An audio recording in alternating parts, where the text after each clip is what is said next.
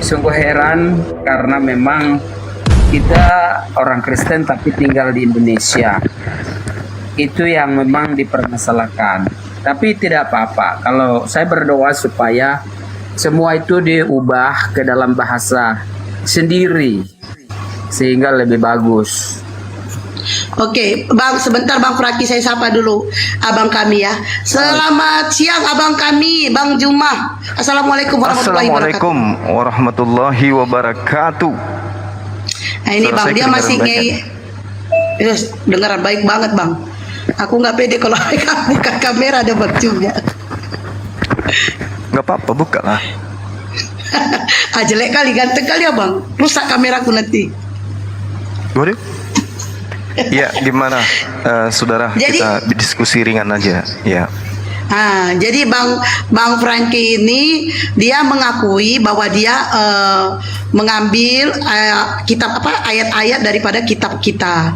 Tapi dia ada ngelesnya lagi. Lalu bagaimana dengan orang Belanda yang mengartikan bahasa Belanda dengan mengartikan bahasa Indonesia itu tidak diakui mencuri? Ya gitu Bang. Jadi sebenarnya gini. Kalau agama itu berasal dari Tuhan, maka dia akan sempurna dari semua aspek. Sempurna kemana agama itu kemudian diberikan, atau ajaran atau sebuah kitab itu diberikan. Misalnya kitabnya Nabi Musa, itu sempurna bagi Bani Israel. Jadi orang-orang Israel tidak membutuhkan kemudian asupan dari bahasa Yunani, bahasa Arab, bahasa Jepang, bahasa Indonesia. Kenapa? Karena kitab mereka berasal dari Tuhan dan itu untuk mereka. Begitu juga Taurat Daud. Kitab mereka itu menggunakan bahasa Ibrani, mereka tidak butuh asupan bahasa dari luar. Nah, Al-Quran juga demikian, karena berasal dari Allah, maka Al-Quran tidak membutuhkan kemudian asupan dari manapun untuk kemudian meneguhkan hukum, kaidah-kaidah, rukun-rukun yang ada di dalamnya. Aturan-aturan yang ada di dalam Al-Quran tidak membutuhkan asupan bahasa manapun. Kalau sebuah buku bukan firman Tuhan, maka sudah pasti dia akan bercampur dengan bahasa-bahasa manapun, akan membutuhkan asupan dan suapan dari bahasa lain untuk menyempurnakan yang tadinya tidak sempurna. Itulah yang dialami oleh buku yang dipegang oleh teman-teman Kristen yang mereka sebut sebagai Bible.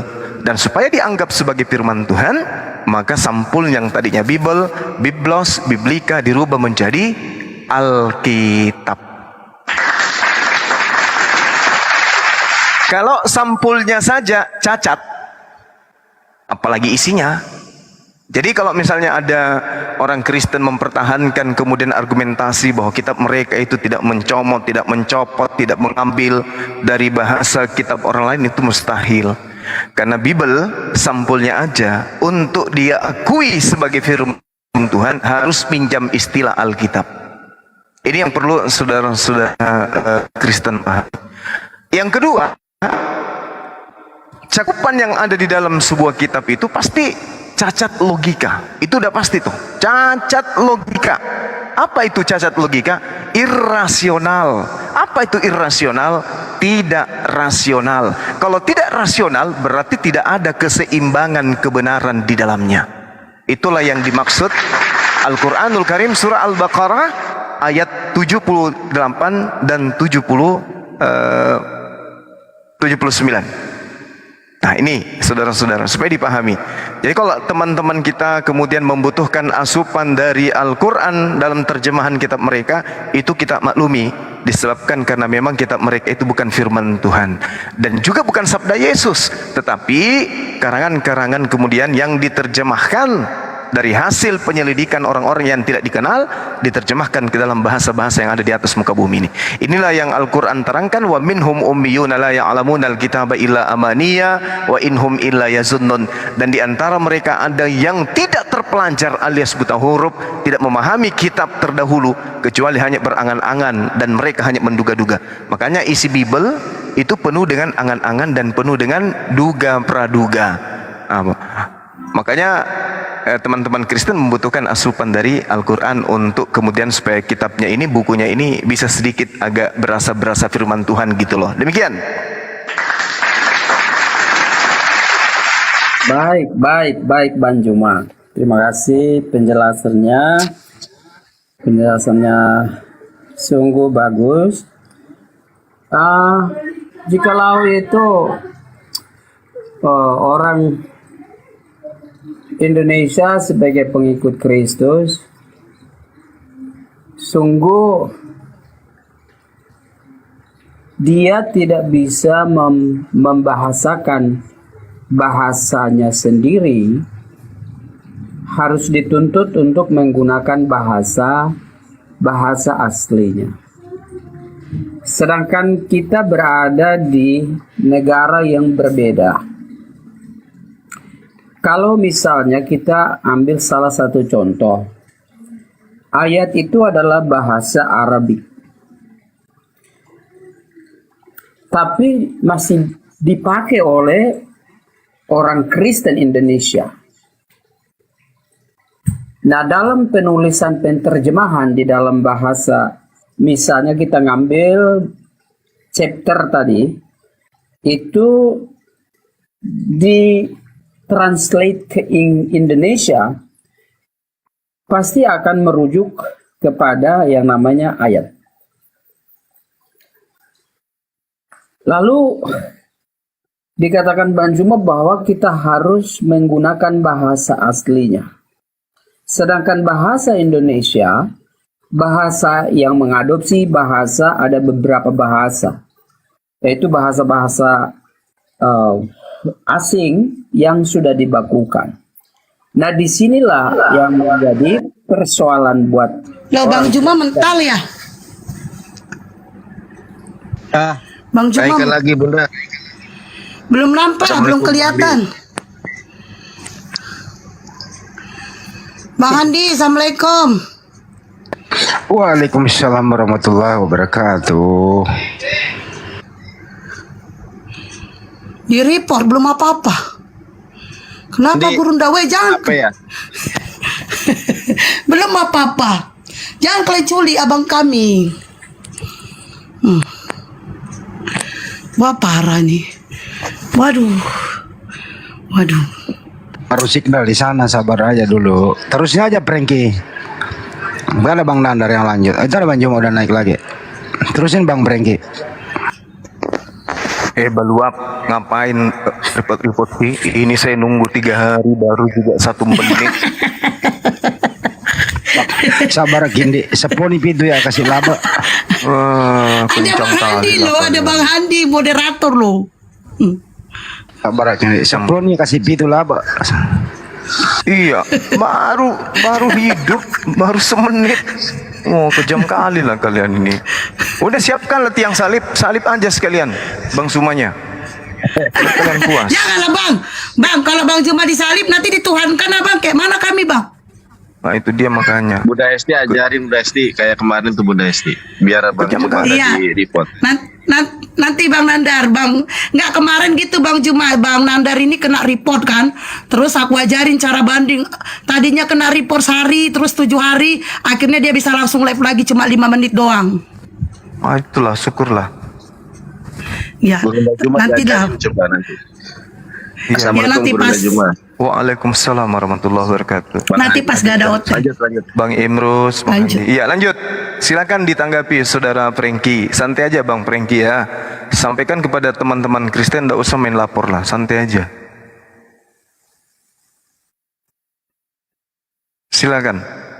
Iya, jadi kalau misalnya itu harus dihapus, ayat tidak perlu dipakai, berarti di dalam penulisan undang-undang kita pun harus, orang Kristen tidak boleh membaca salah satu undang-undang dengan menggunakan yang namanya ayat atau apapun. Misalnya bab 1 ayat 3 dari undang-undang, ditanya kamu Kristen atau Hindu, nah itu tidak perlu dipakai Bang, karena berdasarkan keyakinan itu tidak boleh menggunakan bahasa itu. Sedangkan bahasa yang dipakai oleh setiap manusia itu tentunya bahasa yang berasal dari Tuhan. Kalau dalam penterjemahan itu saya pikir bahwa tidak menjadi satu ukuran buat kita sebagai negara yang berindependen, negara yang merdeka. Tentunya kita sudah diatur oleh undang-undang. Lalu dalam penulisan buku-buku, baik itu Alkitab maupun buku apa saja atau undang-undang sekalipun, itu kalau memang itu dibatasi, berarti harus ada klasifikasi orang Buddha menggunakan bahasa aslinya, orang Hindu menggunakan bahasa aslinya, orang Kristen harus menggunakan bahasa, dan itu harus dibuat dalam sebuah undang-undang yang harus divalidasi, disahkan, itu menjadi resmi kayak gitu.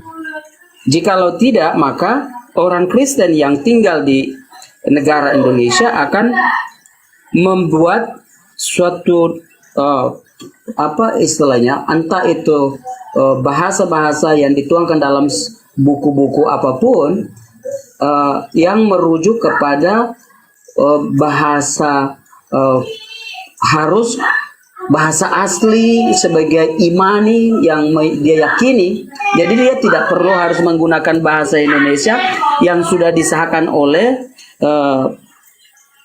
bangsa kita itu sendiri. Jadi harus, kalau memang ini terjadi, berarti harus Indonesia itu memberikan klasifikasi bahwa umat Islam harus memiliki bahasa yang merujuk kepada bahasa Arabik, umat Kristen harus menggunakan bahasa. Nah, ini sungguh heran. Jadinya kan lagi-lagi kita itu tidak mengakui tentang bangsa kita itu sendiri, kayak gitu. Kira-kira seperti. Iya, jadi bukan masalah gini, Bung, bukan masalah bahasa Indonesia. Inilah yang saya katakan, bahwa ketika kemudian sebuah buku atau sebuah kitab, di mana buku ini muatannya adalah firman Tuhan, maka tak ada bahasa di atas muka bumi ini yang mampu menaklukkan. Kenapa? Karena bahasa Tuhan, kalimatullah atau kalam Allah, itu tidak akan pernah tunduk kepada bahasa manusia. Akan tetapi bahasa manusia yang kudu tunduk kepada bahasa Tuhan. Kekuasaan manusia dengan kekuasaan Tuhan pasti berbeda. Penglihatan manusia dan penglihatan Tuhan pasti berbeda. Antara Tuhan dan manusia pasti berbeda. Begitupun dengan perkataannya. Kalimat-kalimat yang terlontar dari mulut Tuhan, dari ide Tuhan, dari gagasan Tuhan, dari kalam Tuhan, itu tentu cakupannya, muatannya, unsur yang ada di dalamnya berbeda dengan perkataan manusia. Itu yang saudara harus pahami. Maka ketika kita berbicara terkait dengan kalam, terkait dengan firman, terkait dengan kalimat, antara perkataan Tuhan dan perkataan manusia sudah pasti tidak sepadan. Sudah pasti tidak sepadan. Kenapa? Satu ucapan pencipta, satu ucapan manusia, ciptaan. Jadi untuk kemudian memahami apa maksud daripada ucapan atau kalimat Tuhan, manusia membutuhkan kekuatan yang sangat luar biasa untuk bisa mengerti apa isi daripada kalam Tuhan tersebut. Akan tetapi itu hanya untuk mendekati, bukan untuk menyamakan antara perkataan manusia dan perkataan Tuhan. Itu tidak akan pernah bisa setara. Tetapi untuk mengerti isinya, mentafsirkan kandungannya, itu bisa. Namun kalimatnya, muatannya, cakupannya itu tidak akan pernah bisa, karena satu ucapan Tuhan, satu ucapan manusia, makhluk. Oleh karena itulah ketika ada orang yang menggunakan kata-kata makhluk, kalimat-kalimat manusia alias terjemahan dijadikan sebagai firman Tuhan, keliru besar. Itu keliru besar. Perkataan manusia ya perkataan manusia, perkataan Tuhan tetap aja perkataan Tuhan. Supaya kitab itu dianggap sebagai firman Tuhan, maka wajib hukumnya kitab itu menyertakan kata apa, kalimat apa yang pertama kali diterima oleh sang penerima firman dari Tuhannya. Kalau dia menggunakan bahasa Inggris, pertama Nabi itu menerima firman itu, maka sampai hari ini wajib hukumnya bahasa Inggris. Kalau dia menggunakan bahasa Ibrani pada saat dia menerima firman tersebut, maka wajib hukumnya sampai hari ini bahasa itu tidak akan pernah bisa dirubah. Kalau dia menerimanya dalam bahasa Aramaik, maka sampai hari ini kalimat-kalimat bahasa Aramaik itu harus dipertahankan. Lalu bagaimana manusia bisa mengerti? Manusia menyertakan terjemahan dari kalimat-kalimat Tuhan tersebut, bukan menghilangkan kalimat Tuhannya lalu kemudian yang ditinggalkan hanya terjemahan. Karena terjemahan ini bukan firman Tuhan. Terjemahan ini adalah upaya manusia untuk menguliti, upaya manusia untuk mentafsirkan, upaya manusia untuk memahami, mengerti, mendalami apa kandungan daripada firman Tuhan tersebut. Kalau ada sebuah buku dianggap suci tapi isinya hanya terjemahan, percaya sama saya, demi Allah, itu bukan firman Tuhan. Itu pemaknaan, itu pengertian manusia terhadap firman Tuhan, alias tafsiran, duga menduga, tafsir mentafsir. Satu hal yang perlu saya kasih contoh, misalnya coba Anda lihat di kitab saudara apa yang kita jadikan contoh ya. Coba kita ambil Kejadian 22. Kejadian 22 nomor 11. Di sini ada guru saya, guru Ibrani saya, ada Adinda Jonathan. Terlepas benar atau tidaknya Kejadian 22 nomor 11 ini dalam bahasa Ibraninya ataupun tidak, wallahu alam bisawaf. Kenapa? Karena tidak ada orang yang menghafal kitabnya Nabi Musa. Yang disuguhkan hanya terjemahan. Kita lihat di Kejadian 22 nomor 11. Mungkin Adinda Jonathan bisa monitor sebagai pakar bahasa Ibrani. Di situ jelas dikatakan, tetapi berserulah malaikat Tuhan dari langit kepadanya, Abraham, Abraham. Lalu Abraham menjawab, ya Tuhan. Padahal sesungguhnya terjemahannya yang benar sesuai original teksnya itu bukan ya Tuhan, tetapi original teksnya mengatakan hinneni, hinneni, hinneni. Apa artinya hinneni? Bukan ya Tuhan, bukan ya Tuhan artinya, tapi artinya ini aku di sini. Jadi ini adalah satu penyimpangan yang sangat luar biasa. Tetapi berserulah malaikat Tuhan dari langit kepadanya, Abraham, Abraham. Jawab Abraham, ya aku di sini. Atau ini aku. Bukan ya Tuhan. Karena di situ tidak ada kata L. Yang ada adalah hinneni, merujuk kepada diri Abraham itu sendiri. Tetapi terjemahan demi terjemahan berubah secara frontal. Terjemahan baru, ya Tuhan. Terjemahan lama, ini aku. Kemudian terjemahan tertua, ya, dari terjemahan Belanda, jelas, ya Tuhan. Keliru. Kenapa Anda kembali kepada original teksnya? Original teksnya jelas mengatakan hinneni, artinya apa? Hinneni artinya ini aku. Beda kan? Nah, inilah yang perlu saudara pahami, bahwa ketika ada sebuah kitab sudah kehilangan original teks dari awal, maka dengan mudah kitab itu akan dirubah oleh siapapun sesuai dengan kepentingan masing-masing. Orang Indonesia kepentingannya seperti ini, maka kitabnya terjemahannya kayak begini. Di Jepang kepentingannya beda lagi, maka terjemahannya seperti ini. Di kota lain, di negara lain kepentingannya mereka beda lagi, maka terjemahannya pun berbeda.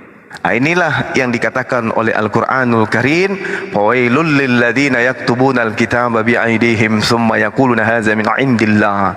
Celakalah orang yang kemudian menuliskan sebuah buku dengan tangan mereka sendiri, kemudian dia berkata ini dari Allah, pada sesungguhnya itu adalah perkataan mereka sendiri.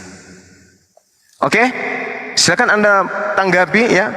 Silakan Anda tanggapi bahwa kitab saudara, dengan tegas saya mengatakan kitabnya orang Kristen bukan firman Tuhan, bukan sabda Nabi, tetapi hanya karangan-karangan orang yang tidak dikenal. Demikian. Baik Bang Zuma. Islam lahir di abad ke-7. Lalu kitab Taurat sudah diturunkan dan Musa sudah memanggil Allah itu sendiri dengan Bang, suaranya bisa dikuatin Pak Franky. Suaranya tolong dikuatin. Ya, jadi jikalau Islam adalah agama yang memang diturunkan oleh Tuhan, sempurna. Kalau kita kolerasikan dengan bahasa asli yang dipanggil, yang disembah oleh Musa, yang saudaraku juga percaya kepada Nabi Musa itu. Ketika Allah memperkenalkan dirinya dengan namanya, Akulah Aku. Apakah Nabi Muhammad itu tidak menerjemahkan dari Akulah Aku yang dikenal oleh bahasa Ibrani atau yang disembah oleh orang Israel, Yehova atau Elohim atau bahasa itu kenapa tidak dipakai kalau memang Islam mengatakan bahwa agama yang sempurna itu, kenapa tidak mengambil nama itu? Karena Nabi Musa menyembah kepada Tuhan yang sama, yang Islam juga percaya. Tetapi dalam translasi penterjemahan dari kata Tuhan yang disampaikan kepada Musa, Akulah Aku itu, lalu diterjemahkan ke dalam sebuah bahasa, yaitu bahasa Arab yang diterima oleh Nabi Muhammad itu sendiri dengan namanya adalah Allah. Apa kelirukah orang Jepang menggunakan penterjemahan bahasa dari Akulah Aku dengan menggunakan bahasanya di Jepang itu sendiri? Apalah tidak mungkin kalau orang Inggris menggunakan bahasanya tersendiri untuk menyebut nama Tuhan itu sendiri? Apakah itu dipersalahkan? Apakah tidak mungkin orang Indonesia menggunakan bahasanya di sendiri untuk menyebut nama Tuhan itu sendiri? Kalau memang itu benar-benar bahwa agama yang diturunkan Tuhan kepada Nabi Muhammad untuk disampaikan, diproklamirkan ke seluruh bangsa-bangsa, tentunya harus dirubah mulai dari zaman abad pertama atau zaman nabi-nabi sudah tentunya mengarah kepada bahasa yang memang sudah diturunkan Tuhan ketika mengenalkan diri kepada Musa itu sendiri. Nah, ini di sini penyangkalan diri Bang Suma. Karena bahasa ini dari bahasa asli tidak dirubah apapun Bang Suma. Kitab asli pun tidak dirubah karena kita ingin mengerti, memahami tentang apa yang tulisan-tulisan sejatinya, original teksnya itu diterjemahkan dalam bahasa setiap bangsa itu berada. Bukan berarti dia semau dia untuk mengartikan yang mengambil bahasa orang lain, mencuri bahasa orang lain untuk ditetapkan di dalam sebuah kitab. Tetapi sayangnya bahwa Abang Suma, Ustadz Suma dengan teman-teman lain itu keliru sebetulnya. Bahwa ini adalah sebuah penterjemahan yang diterjemahkan untuk memudahkan suatu kaum untuk mengerti. Tetapi bahasa asli itu tidak dirubah. Oke, bahasa Al-Quran diterjemahkan dalam bahasa Indonesia, tentunya pasti memberikan pengertian dalam bahasa Indonesia. Tapi oke, saya proud, maksudnya saya bangga dengan kitab Al-Quran yang ditulis dan disoundingkan oleh Nabi Muhammad sendiri untuk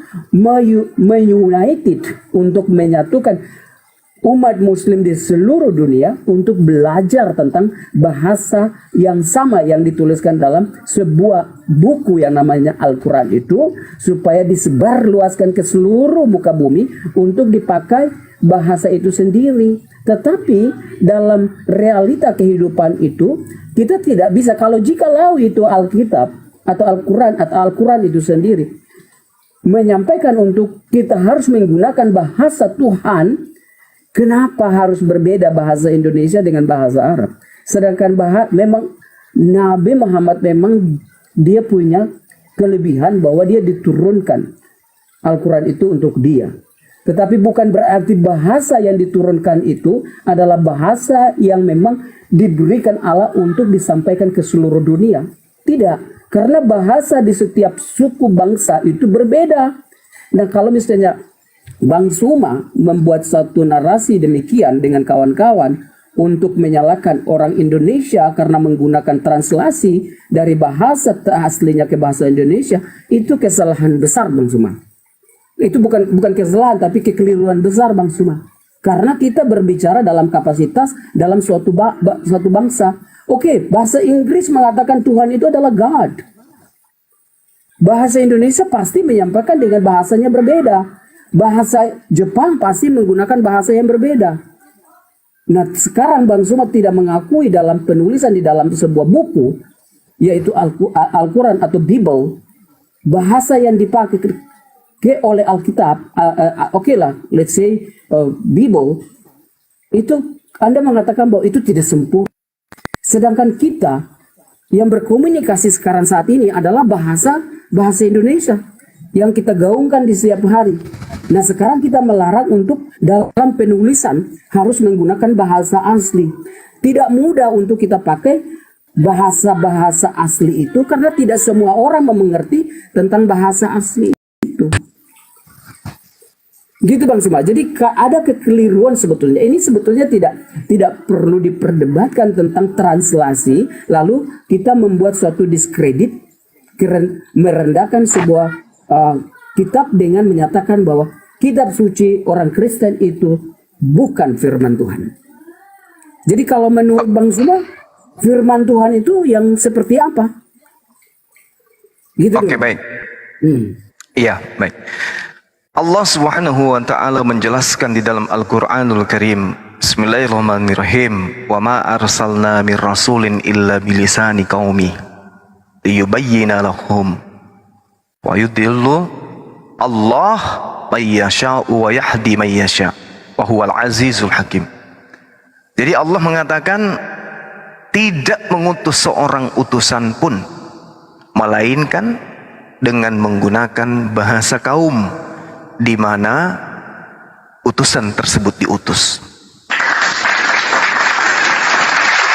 Nabi Musa diutus kepada kaum Yahudi Bani Israel. Bani Israel menggunakan bahasa Ibrani, menggunakan bahasa Aramaik.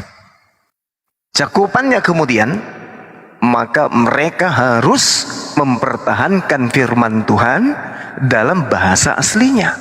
Kenapa demikian? Karena kalau dihapuskan bahasa aslinya, hanya tinggal terjemahan, maka rasa bahasa manusia itu setiap saat bisa berubah. Tapi firman Tuhan yang diterima kemudian oleh para nabi itu tidak akan pernah berubah. Harus pertahankan itu. Karena itu adalah firman Allah. Terjemahan yang digunakan oleh manusia adalah upaya untuk mengetahui. Contoh misalnya, banana, bahasa Inggris. Bagaimana kemudian orang Indonesia bisa mengerti apa itu banana? Oh, banana itu adalah benda, buah. Kalau muda berwarna hijau, ketika dia matang berwarna kuning. Isinya seperti ini, seperti ini. Kita orang Indonesia berusaha menamainya. Muncul kemudian penamaan. Apa nama penamaannya? Pisang. Pertanyaannya, apakah pisang ini bahasa Inggris? Bukan. Bahasa kata pisang adalah bahasa Indonesia. Cakupannya memang sama. Memang sama cakupan. Tetapi yang menjadi pertanyaan di sini, yang mana bahasa asli dari terjemah yang menghasilkan pisang? Bahasa aslinya adalah banana. Maka ini harus dipertahankan. Kenapa harus dipertahankan? Karena ketika menggunakan pisang, ini bukan bahasa Inggris. hilang dari konteks awal. Kalau kita menggunakan pisang, bahasa Inggrisnya dihilangkan, tidak ada lagi muatan apa tujuan kata pisang ini, maka sangat boleh jadi 300 tahun kemudian badana ini bisa berubah menjadi bom-bom. Kenapa tidak? Tidak ada pegangan, tidak ada original teks, tidak ada sumber lagi. Bisa berubah dia sesuai dengan selera. Bom-bom bisa jadi kedepannya itu diartikan sebagai pisang busuk. Bisa. Kenapa tidak? Karena bahasa manusia itu berubah-ubah. Allah Subhanahu wa taala mengatakan bahwa Dialah yang menciptakan segala bahasa. Wa min ayatin khalqus samawati wal ard wa ikhtilaful alsinatikum wa alwanikum inna fi dzalika laayatil lil alamin. Tuhan yang menciptakan seluruh bahasa yang ada di atas muka bumi ini, Allah Subhanahu wa taala. Akan tetapi yang dikatakan kalam, ketika dia diwahyukan kepada sang nabi, maka kalam ini harus menggunakan kalam Allah, dan kalam Allahnya harus dipertahankan jika mau dikatakan bahwa kitab ini masih murni dari kalam Allah atau kalimat Allah. Kapan dia hanya menggunakan terjemahan, maka terjemahan ini bukan lagi kalam Allah. Kenapa? Karena terjemahan ini adalah bahasa manusia. Pahami itu, Bang. Pahami itu. Nah, sekarang ketika saudara mengatakan bahwa kami orang Bible seperti ini, keadaannya seperti ini, faktanya apa yang terjadi dengan kitab saudara? Kalau Anda ingin mempertahankan apa bedanya aku adalah aku? Di Al-Qur'an juga Nabi Musa menerangkan itu. Innani anallah, innani anallah, innani ana Allah, la ilaha illa ana. Aku ini adalah aku. Aku ini adalah Allah. Tidak ada Tuhan selain aku. Sama. Aku adalah aku ini adalah Allah. Tidak ada Tuhan selain aku. Sama. Kata kalian. Ini sama dengan Al-Quran. Ini dipertahankan kemudian. Kenapa dipertahankan? Karena ini adalah kalam Allah. Kalau dia berubah menjadi terjemahan, sungguh aku ini Allah, tidak ada Tuhan selain aku. Kalau dipertahankan terjemahan, dihapuskan original teks, 100 tahun kemudian tangan-tangan jahil bisa jadi merubahnya. Bisa saja merubahnya. Nah, contoh misalnya di dalam bahasa Arab nahnu bisa berbentuk tunggal, bisa jamak. Di Indonesia kalau kita berbicara mengenai kata kami, maka orang Indonesia akan mengartikan itu adalah jamak. Nah, kalau kita menggunakan bahasa Indonesia murni kata kami dari terjemahan dari kata nahnu, maka selamanya akan menjadi jamak. Padahal nahnu di dalam bahasa Arab belum tentu jamak, bisa jadi tunggal. Nah, kalau kita tinggalkan kata aslinya, kata nahnu, kita menggunakan kata kami, hilang bahasa Arabnya, maka kandungan dari bahasa ini kemudian akan hilang. Contoh, kata rahim. Oke? Rahim. Rahim bahasa Arab. Rahim itu artinya apa? Apa artinya rahim dalam bahasa Arab? Pengasih. Rahim dalam bahasa Indonesia kandungan ibu yang dipakai untuk mengandung anak. Jadi kata yang berbeda dengan fungsi yang berbeda dalam satu wilayah, beda arti. Inilah yang perlu saudara memahami. Jadi ketika berbicara mengenai kitab, seperti kitab saudara, apapun narasi yang Anda katakan hari ini untuk pembenaran, faktanya kitab Anda keteteran. Kenapa keteteran? Karena meninggalkan original teksnya. Tapi saya tahu, meskipun kitab saudara itu mempertahankan original teksnya, tetap saja kitab Anda bukan firman Tuhan. Meskipun mempertahankan. Oleh karena itulah kemudian, kalau kita berbicara satu, perjanjian lama di kitab saudara. Perjanjian lama kitab saudara diterjemahkan dalam bahasa Septuaginta di abad ketiga sebelum Masehi. Itu bukan kitab saudara. Itu kitabnya orang Yahudi yang diterjemahkan ke dalam bahasa Septuaginta. Anda mau mempertahankan itu percuma. Kenapa? Karena itu bukan asli. Yang asli bahasa Ibrani. Anda mau menggunakan bahasa Ibrani percuma. Kenapa? Karena bahasa Ibrani dalam kitab Taurat dalam bahasa Ibrani itu adalah kitabnya orang Yahudi, bukan kitabnya orang Roma. Percuma menggunakan bahasa Ibrani, percuma. Karena kalau menggunakan bahasa Ibrani itu kitabnya Yahudi. Kalau dia menggunakan Septuaginta pun percuma, karena itu hanya terjemahan. Makanya kitab Anda putus asa. Agama Anda putus asa. pemuka-pemuka agama putus asa. Begitu juga perjanjian baru. Perjanjian baru dipertahankan bahasa aslinya, bahasa Yunani. Kalau digunakan bahasa Yunani, tidak ada nabi yang datang diutus oleh Tuhan menggunakan bahasa Yunani. Dan kalau tetap mempertahankan bahasa Yunani, maka akan kelihatan agama Anda adalah agama pagan. Karena orang-orang Yunani adalah orang yang menganut ajaran paganisme. Menggunakan istilah-istilah Yunani adalah istilah-istilah paganisme. Penganut ajaran roh-roh itu semuanya menggunakan istilah-istilah Yunani. Jadi kalau agama Anda mempertahankan original teks perjanjian baru, itu sama halnya memperlihatkan dirinya sebagai agama pagan. Oleh karena itulah kemudian kesimpulan saya, sebelum saya pamit 10 menit untuk asar, kesimpulan saya, agama Kristen tidak memiliki jati diri dari hal kitab. Pertama, kitab perjanjian lama adalah kitabnya orang Yahudi. Ketika mereka mempertahankan bahasa originalnya, maka akan menggunakan bahasa Ibrani. Sementara Vatikan bukanlah keturunan dari Bani Israel. Ketika mempertahankan bahasa Septuaginta, maka akan ketahuan bahwa itu hanya terjemahan dari agama orang lain, yaitu agama Yahudi. Bagaimana dengan perjanjian baru? Perjanjian baru original teks menggunakan bahasa Yunani. Bahasa Yunani bukanlah bahasa para nabi. Bahasa Yunani adalah ajaran Helenisme, ajaran paganisme, ajaran yang menyembah kepada roh-roh. Jadi atas kedua hal ini, baik perjanjian lama maupun perjanjian baru, maka orang Kristen harus berjuta-juta alasan untuk melegalkan menggunakan terjemahan. Karena kalau tidak, Kristen akan digulung oleh tikar, bukan tikar yang menggulungnya. Demikian untuk sementara, saya pamit untuk asar. Silakan.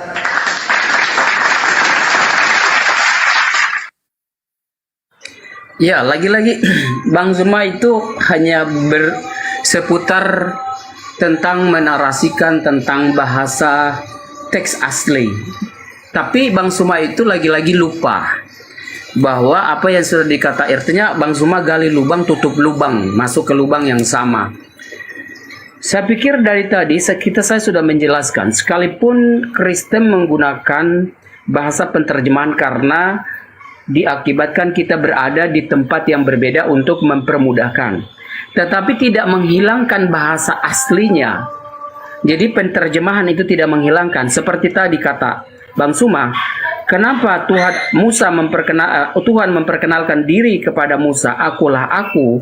Kalau memang itu adalah bahasa Tuhan yang sempurna, kenapa Islam tidak menggunakan akulah aku? Sama demikian tidak delete dari Alkitab itu sendiri bahwa di dalam perjanjian lama juga tertulis Musa memperkenalkan diri akulah aku, dan itu ditranslate dengan bahasa, yaitu bahasa Indonesia yang namanya akulah aku.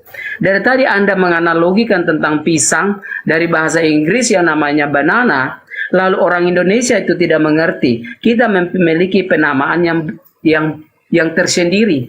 Ada satu objek sendiri. Ada satu objek. Nah, ini. Halo. Meja, Terusin. sebuah benda. Nah, sebuah benda itu namanya meja. Ini doubling ya. Jadi, halo. Enggak Bang, daman.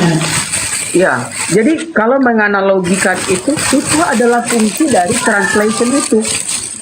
Bahwa bahasa yang tadi Bang Zuma mengatakan bahwa bahasa semua yang diturunkan di seluruh dunia ini adalah bahasa Tuhan.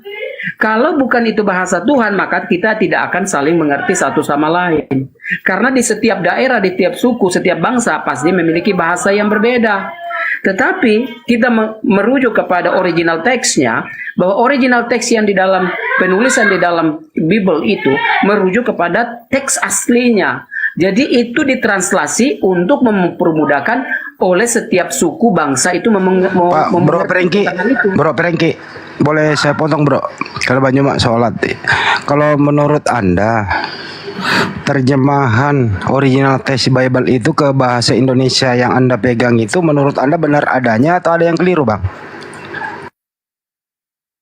Kalau penterjemahan itu karena ada perbendaharaan bahasa yang perlu kita mengerti bahwa dari bahasa asli itu diusahakan diterjemahkan. Jikalau Bang Prengki, bukan itu pertanyaannya Bang. Pertanyaan saya, terjemahan original teks ke bahasa Indonesia dari original teks yang diterjemahkan oleh LAI, menurut Anda benar semua atau ada yang salah? Kalau berkata demikian pasti ada revisi-revisi.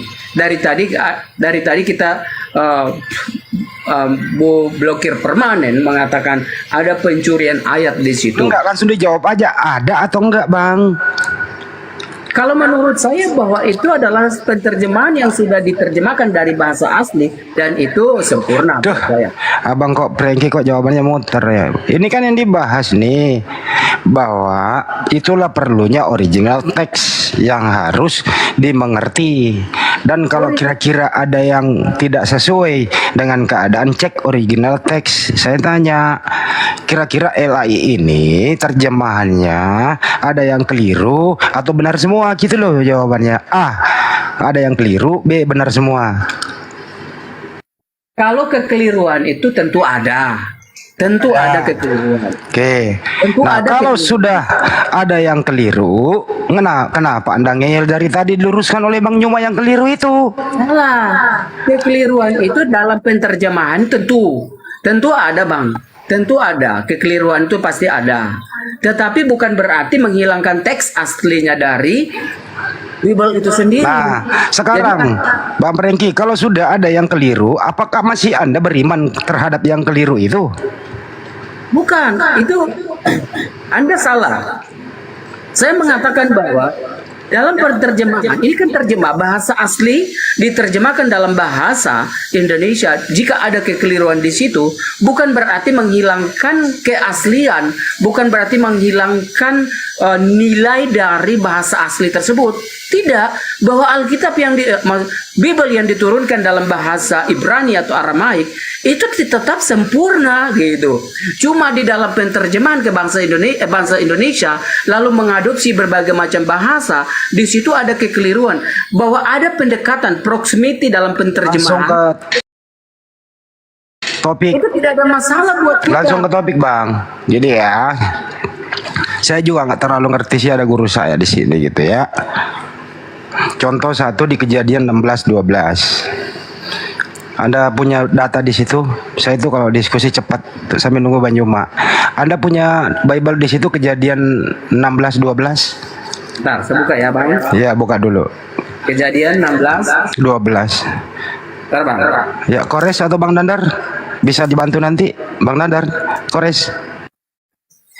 Bang Nandar, apa itu Bang Andi? Ya nggak apa-apa. Kalau nggak ada, saya udah bisa dikit-dikit sih. Udah dibaca, Bro? Ya Bang. Iya. Oke, baik. Menurut Anda terjemahannya benar nggak tuh? Di dalam Kejadian 16:12 ya. Iya. Seorang laki-laki yang lakunya seperti keledai liar, demikianlah nanti anak itu tangannya akan melawan tiap-tiap orang dan tangan tiap-tiap orang akan melawan dia, dan di tempat kediaman ia akan menentang semua saudaranya. Menurut Anda terjemahan itu benar? Di dalam pembahasan ini, bahasa Indonesia, saya menganggap bahwa ini adalah terjemahan dari bahasa aslinya. Oke, benar ya? Oke. Iya, karena Baik. ini yang diterjemahkan. Entah Iya, itu Cok. nanti Abang ini kok diputer kontrasting sih? dengan bahasa aslinya. Bilang aja, Jika- Bang, benar atau salah terjemahannya? Iya, makanya saya bilang, saya tidak mengatakan bahwa penerjemahan itu absolutely perfect. Pasti ada kesalahan-kesalahan dalam penerjemahan. Oke, menurut Anda, nilai keaslian itu, Bang. Bang, jangan dipanjangin. Waktu saya pendek, Bang Nyuma datang nanti. Kejadian 16:12, kalau ada yang salah, menurut Anda yang mana terjemahan yang salah di situ? Loh, Anda yang mengatakan bahwa di sini salah. Saya tidak tahu Anda mengatakan Jadi jawaban Anda ada semuanya benar atau ada yang salah? A, semuanya benar, A, ada yang salah. Kalau menurut saya di sini adalah benar. Oke, baik, kita cek. Tidak apa-apa. Kita cek langsung ke original teks gitu ya. Salah. Menurut Anda, keledai liar itu bahasa aslinya apa, Bang? Apa? Keledai liar itu kan bahasa Iya. perumpamaan aja. Bahasa aslinya apa di originalnya? Ya, saya tidak menggunakan bahasa Aramaik atau Ibrani atau Yunani. Pak, original teksnya itu Ibrani loh. Iya, makanya abang harus menerjemahkan. Oke lah, Anda pakar bahasa Ibrani. Sekarang Saya nggak tunjukkan- pakar. Dengerin ya. Abang ini kok muter-muter, Pak. Frank, inilah tadi Anda diskusi dengan Banyuma. Anda yang tidak nyambung tapi menyalahkan Banyuma.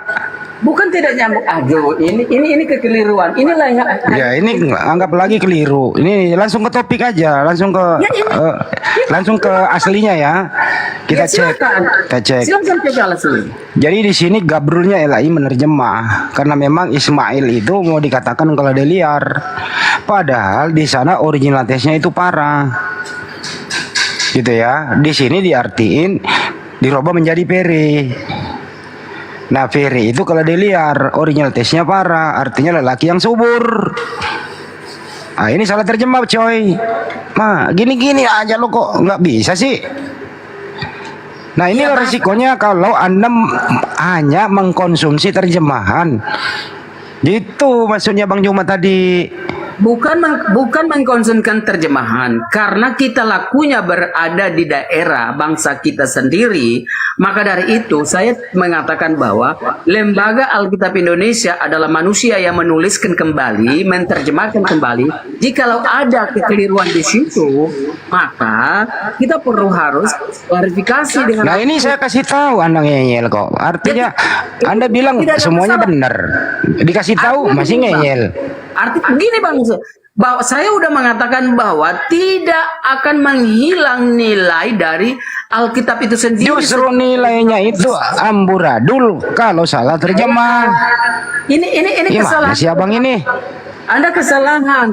Saya udah bilang sebenarnya Bang Andi itu bisa memahami apa yang saya katakan, bahwa di dalam kejadian. Saya memahami yang Anda katakan, artinya kata-kata Anda itu sebenarnya ingin mengatakan keliru, tapi Anda tidak berani jujur di sini. Itu yang Anda ingin katakan sebenarnya. Bukan tidak berani. Saya mengatakan bahwa jikalau ini Bang Andi adalah kesalahan dalam penterjemahan. Misalnya ini, karena saya tidak mengerti tentang bahasa Ibrani atau Yunani atau Aramaik, tetapi di dalam Alkitab menulis demikian, maka saya mengatakan bahwa ini adalah sempurna. Kalau Tetapi ketika kita ada kesulitan di sini, saya bawa ke Yohanes Pembuka aja deh yang gampang. Potong dulu Bang, potong dulu, jangan dulu. Waktu saya dikit.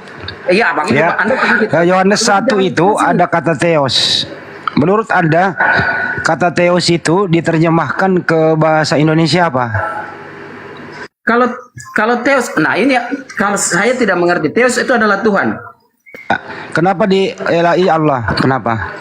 Nah maka dari itu yang saya mau katakan, jikalau itu Allah adalah sesembahan yang dinyatakan oleh Tuhan itu sendiri kepada orang Islam, maka ini ada harus diklarifikasi untuk Loh, kok dibersihkan. larinya ke sana sih? Loh, itu kan harus dibersihkan. Kenapa lari ke Islam? Loh, kan Ini kan punya Anda, bukan membahas Loh. Islam di sini. oke Abang. Saya persingkat, Bang Juma bentar lagi balik. Theos itu diterjemahkan ke bahasa Indonesia apa? Theos itu diterjemahkan dalam bahasa Indonesia adalah Tuhan. Tuhan. Kenapa di LAI Allah? Salah apa benar? Karena LAI itu LAI menurut Anda salah terjemah apa benar terjemah? bukan salah terjemah, penterjemahan itu di dalam bahasa apa Saya saja tanya bisa. ulang, LAI Kita ini, mengadopsi bahasa. Gini, Bang, LAI, dengar Anda ini kok diskusinya gini banget sih. Gini, kita diskusi Bang, jangan tanya A tambah B tambah Nah C. ini cuma satu kata kok Anda panjangin sampai 2 Tidak paragraf. sabar untuk mendengarkan orang lain. Kita ini loh, harus sabar mendengarkan Anda orang sudah lain. menjawab. Loh. Theos itu diterjemahkan bahasa Indonesia Tuhan, tapi LAI Allah. Menurut Anda yang benar atau LAI yang salah? Kalau LAI mengangkat itu demikian, jikalau itu kami orang Kristen akan berseru kepada LAI untuk Saya nggak berubah. nanya ke teoritis, ke ininya. Siapa itu? Saya nanya ini terjemahan. Theos diterjemahkan ke bahasa Indonesia adalah Tuhan, tapi LAI Theos diterjemahkan menjadi Allah. Menurut Anda LAI benar atau salah?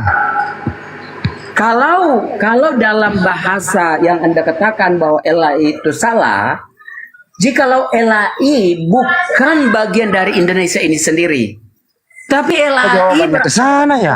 dengan bangsa ini Tinggal sendiri. dijawab Bang, jujur. Dia menggunakan bahasa itu Ya tidak ada masalah sebetulnya, tapi kalau memang itu masalah, maka ini Saya akan tidak ada mencari masalah. Saya ingin ya, dengerin dulu Bang. Kami di sini tidak mempermasalahkan orang, tapi orang yang bermasalah ini mohon tahu diri. Ini yang kami inginkan.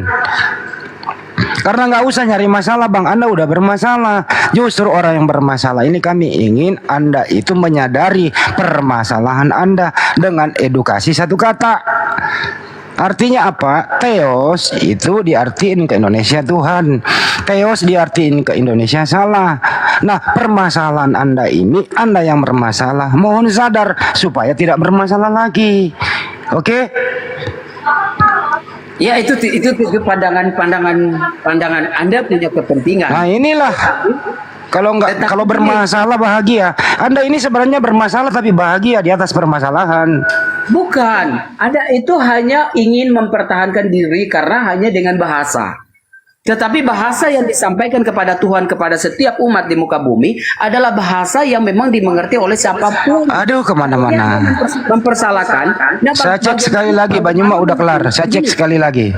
Theos, ya menurut Anda, Theos itu diterjemahkan ke bahasa Indonesia A. Tuhan, B. Allah. Yang mana yang benar? Oke, saya mengatakan adalah Tuhan. Oke, Tuhan. saya Oke, tidak mau- stop. Kalau ada orang menerjemahkan menjadi Allah, salah atau benar? Ya itu salah. Salah. Ya dari tadi kek. Udah Ya, jujur udah salah. artinya. Iya, Artinya udah LAI salah. Aduh, capek deh. Iya supaya Bang Andi itu kan bahagia bahwa dengan mengatakan Bukan aku- saya yang bahagia, Anda yang bahagia kalau udah jujur. Iya salah, itu memang salah. Saya ingin Anda bahagia dengan kejujuran. Iya, itu memang Ya salah. udah, LAI salah, selesai kok. Iya, Ya udah, saya karena kembaliin ke Bang Nyuma. Silakan kembali. maka itu salah, memang salah. Saya mengatakan itu salah. Ya udah. Terima kasih Bang Nyuma, lanjut. Terus saya tanya, apakah itu akan membuat kitab suci itu menjadi tidak sempurna? Jelas. Tidak boleh disebut suci. Salah, Bang Cuma. Anda harus tahu, suci itu artinya tanpa noda, tanpa cacat, Salah, tanpa Bang Cuma. celah. Disinilah kekeliruan Anda. Bahwa hanya apa karena suci itu? benar. Coba Dulu Berengki, definisikan. Bang Nyuma dulu yang bicara Berengki. Definisikan Gantian suci Berengki. dulu.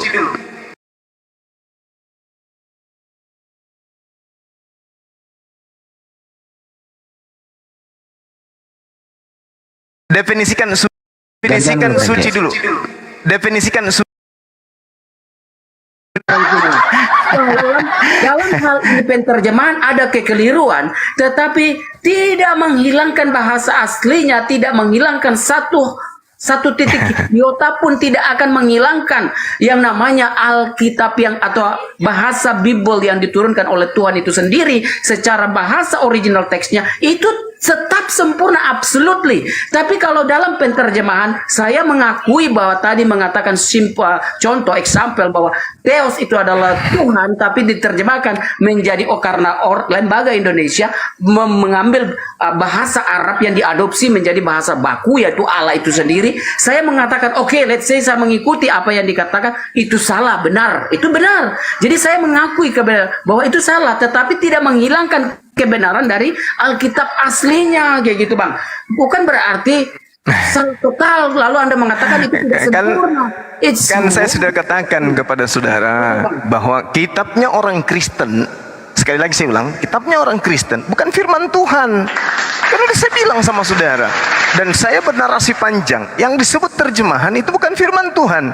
Kitab saudara, kitab terjemahan. Berarti kitab saudara bukan firman Tuhan. Dan dengan adanya adanya terjemahan, Anda sudah mengatakan di situ terjadi kesalahan-kesalahan.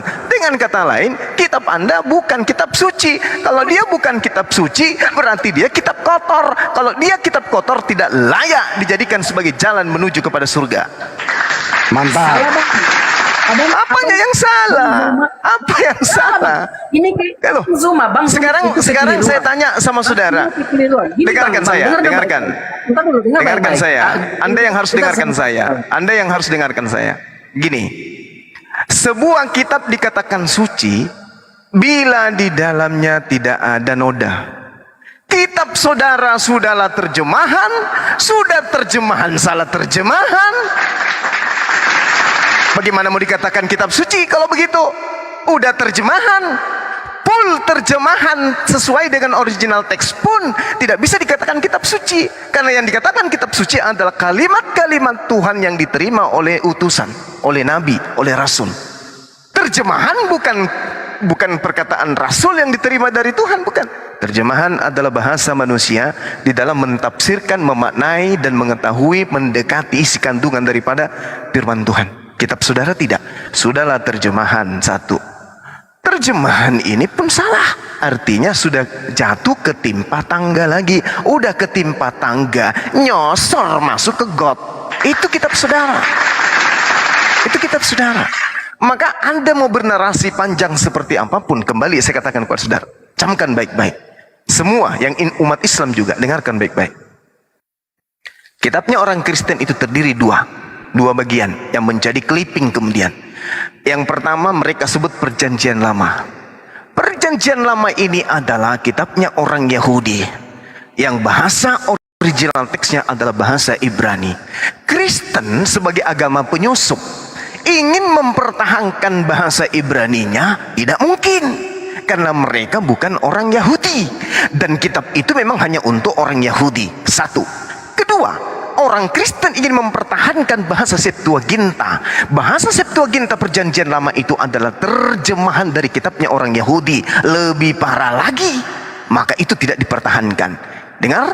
Yang kedua, Perjanjian Baru. Perjanjian Baru dituliskan dalam bentuk bahasa Yunani. Satu, kalau dipertahankan, saya ulang, kalau orang Kristen mempertahankan original teks Perjanjian Baru, mau kemana arahnya? Tidak ada satu pun nabi di atas muka bumi ini yang diutus dengan membawa firman dalam bahasa Yunani. Kedua, kalau dipertahankan bahasa Yunani ini, Yunani dikenal sebagai ajaran yang penuh syarat dengan ajaran Helenisme, ajaran penyembahan kepada roh-roh, ajaran yang jelas mengajarkan paganisme. Jadi mau tidak mau, orang Kristen harus meninggalkan original teks.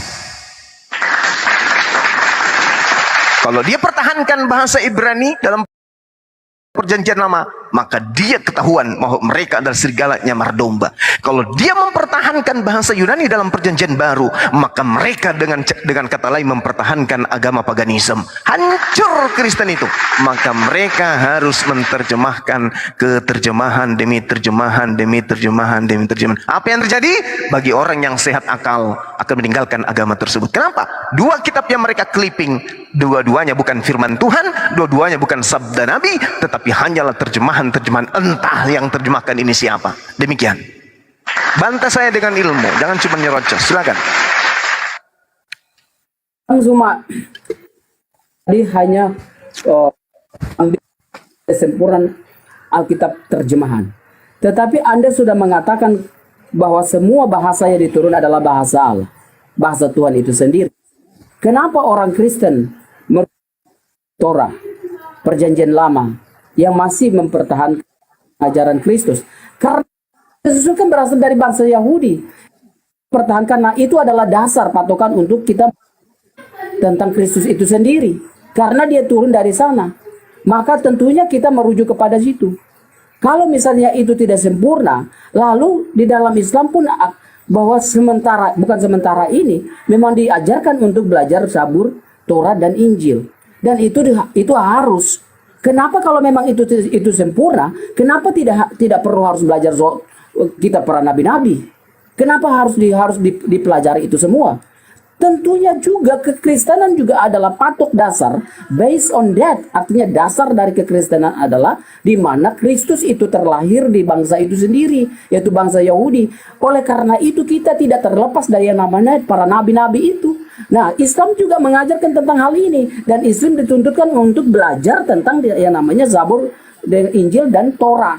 Dan sama dengan apa yang kita pelajari, kekristenan pun harus berdasar dengan Perjanjian Lama. Perjanjian Lama adalah perjanjian di mana kita belajar tentang kitab-kitab para nabi yang harus kita pelajari, dan itu adalah dasar. Dan kekristenan itu dasarnya memang dari perjanjian lama, dan itulah yang membuat kita bisa mempertahankan Kristus itu Tuhan. Lalu kalau misalnya Bang Zuma mengatakan bahwa itu bukan, lalu bagaimana dengan Islam? Jikalau Islam itu adalah sempurna yang diturunkan oleh Tuhan itu sendiri, kenapa harus belajar tentang para nabi? Kenapa belajar tentang Zabur itu sendiri? Kenapa tidak mempergunakan bahasa sendiri? Sedangkan komparasi adalah pengambilan dari nilai yang diterapkan oleh para nabi-nabi, itulah dituliskan di dalam sebuah kitab yang namanya Al-Quran. Ya, kalau di kekristenan Bible, ya saya tidak bisa mengatakan Alkitab. Oke lah, nanti dibilang kita mencuri bahasa itu. Nah, ini sebetulnya Anda sedang menyalahkan diri sendiri, Anda sedang mempermalukan diri sendiri, bahwa Nabi Muhammad pun disuruh untuk belajar tentang bagaimana belajar Torah, itu dasar-dasar, dan tidak bisa. Maka dari tadi kita menjelaskan tentang Musa, Allah memperkenalkan diri kepada Musa dengan akulah aku, lalu diterjemahkan ke dalam bahasa Indonesia Tuhan atau Theos atau Tuhan itu sendiri. Lalu itu disalahkan bahwa bahasa hanya adalah suatu translasi, tetapi translasi itu tidak berarti menghilangkan nilai rasa dari original teks yang ada. Jadi memang ini adalah kekeliruan, Bang. Jadi kalau misalnya ini diperdebatkan, oke lah, tidak ada masalah buat saya, karena memang dasarnya seperti itu. Lalu Anda mengatakan orang Kristen tidak benar, hanya mempertahankan ini dan hanya karena terjemahan, lalu dibilang itu tidak sempurna. Ya, terjemahan bahwa ada kekeliruan, ya itu pantas. Karena ada penterjemahan, tetapi tidak menghilangkan dasar-dasar dari kitab yang ada. Nah, Anda mengatakan jikalau itu adalah tetap mempertahankan original teksnya, Anda mengatakan tidak sempurna. Kenapa you masih belajar tentang bahasa-bahasa para nabi? Kenapa Anda masih mempertahankan itu kalau memang itu tidak sempurna? Nah, kekristenan mengambil dasar dari itu adalah bahasa yang diturunkan dalam bahasa Torah, dalam perjanjian lama yang kita pelajari sama dengan demikian, karena itu adalah patokan, Bang Zuma. Jadi kalau misalnya you bilang salah, sedangkan Islam mengajarkan untuk harus belajar Zabur, belajar Injil, belajar Torah, kenapa demikian? Oke, Bang, itu Bang. Iya, baik. Jadi Al-Quran menarasikan kemudian bahwa orang-orang terdahulu, ini bukan berbicara mengenai Kristen. Orang-orang terdahulu ketika berbicara mengenai kitab suci, yang dimaksud orang-orang terdahulu di sini adalah ahli kitab. Ya ahlal kitab, lima talbizunal haqqa bil batil wa taktumul haqqa wa antum ta'lamun. Jadi yang merubah, yang mencampur adukkan, yang menyembunyikan kemudian firman Tuhan yang datang kepada mereka adalah Bani Israel sendiri. Bukan Kristen, bukan Kristen. Kristen ini golongan yang datang dari luar, yang menggunakan terjemahan kitabnya orang Yahudi, di mana kitab ini yang disebut kemudian oleh Al-Quran sudah dicampur adukkan oleh mereka sendiri. Sudahlah dia dicampur adukkan, diambil lagi terjemahannya diolah kembali, direvisi kembali, lalu diulang-ulang, direvisi dan seterusnya. Saudara jadikan sebagai kitab. Itu perjanjian lama. Islam bercerita tentang para nabi, Islam bercerita tentang kitab mereka. Untuk apa? Untuk meyakinkan umat Islam bahwa sebelum Al-Quran ada beberapa kitab kemudian yang diwahyukan oleh Allah kepada para nabi yang datang kepada umat-umat terdahulu. Tapi nasib kemudian kitab ini itu kemudian dicerai-beraikan, dibuat berkeping-keping, menjadi lembaran-lembaran yang terpisah-pisah. Ini yang perlu saudara pahami. Begitu juga ketika Yesus datang, Nabi Isa yang datang ke tengah-tengah Bani Israel memberitakan Injil. Tak ada lagi Injilnya sekarang, nggak ada. Nah, muncul beberapa tahun, ratusan tahun kemudian agama Katolik. Agama Katolik ini menggunakan dua kitab perjanjian lama, kitabnya orang Yahudi yang diambil dari bahasa Septuaginta, artinya terjemahan dari kitab agama lain. Saya ulang, Septuaginta artinya terjemahan dari kitabnya agama lain. Diambil terjemahan kitabnya orang, ditempelkan di dalam sebuah buku yang namanya Perjanjian Baru. Makanya saya mengatakan kitabnya orang Kristen itu kitab Spanyol, separuh nyolong dari agama Yahudi. Mana yang dinyolong ini? Septuaginta, terjemahan kitabnya agama Yahudi. Itulah yang dinyolong. Ditempel di atasnya buku-buku Yunani, supaya buku-buku Yunani ini sedikit mengandung firman yang berasal dari terjemahan kitabnya orang Yahudi. Kenapa? Karena kitabnya orang Yahudi syarat dengan firman Tuhan. Taurat, Mazmur dan seterusnya datang kepada mereka, itu adalah firman Tuhan. Injil yang datang kepada mereka itu adalah firman Tuhan. Diambil kemudian oleh orang Roma, dijadikan sebuah kitab baru, maka muncul istilah Perjanjian Baru. Pahami itu? Jadi kalau berbicara mengenai Perjanjian Lama, kenapa Kristen tidak mempertahankan bahasa aslinya? Karena itu kitabnya orang, coy. Orang Yahudi yang punya. Kalau hari ini orang Hindu mau mengambil terjemahan lama, mau mengambil Perjanjian Lama, menempel di atas kitabnya mereka, tidak ada yang melarang. Orang Yahudi, ketika orang Hindu mengambil Perjanjian Lama ini, terjemahan Perjanjian Lama, orang Yahudi tidak akan pernah komplain. Ketika kemudian orang Hindu, orang Buddha mengambil buku itu, menempelkan di dalam kitab mereka. Kenapa? Karena orang Yahudi tidak merasa itu kitab mereka. Kenapa? Karena itu hanya terjemahan. Sekarang permasalahannya kitab saudara, Perjanjian Baru itu, Lukas bukan nabi, Markus bukan nabi, penulis Yohanes bukan nabi, penulis Matius juga bukan nabi, Paulus juga bukan nabi, meskipun mengaku sebagai utusan, meskipun dituliskan sebagai nabi, tapi palsu.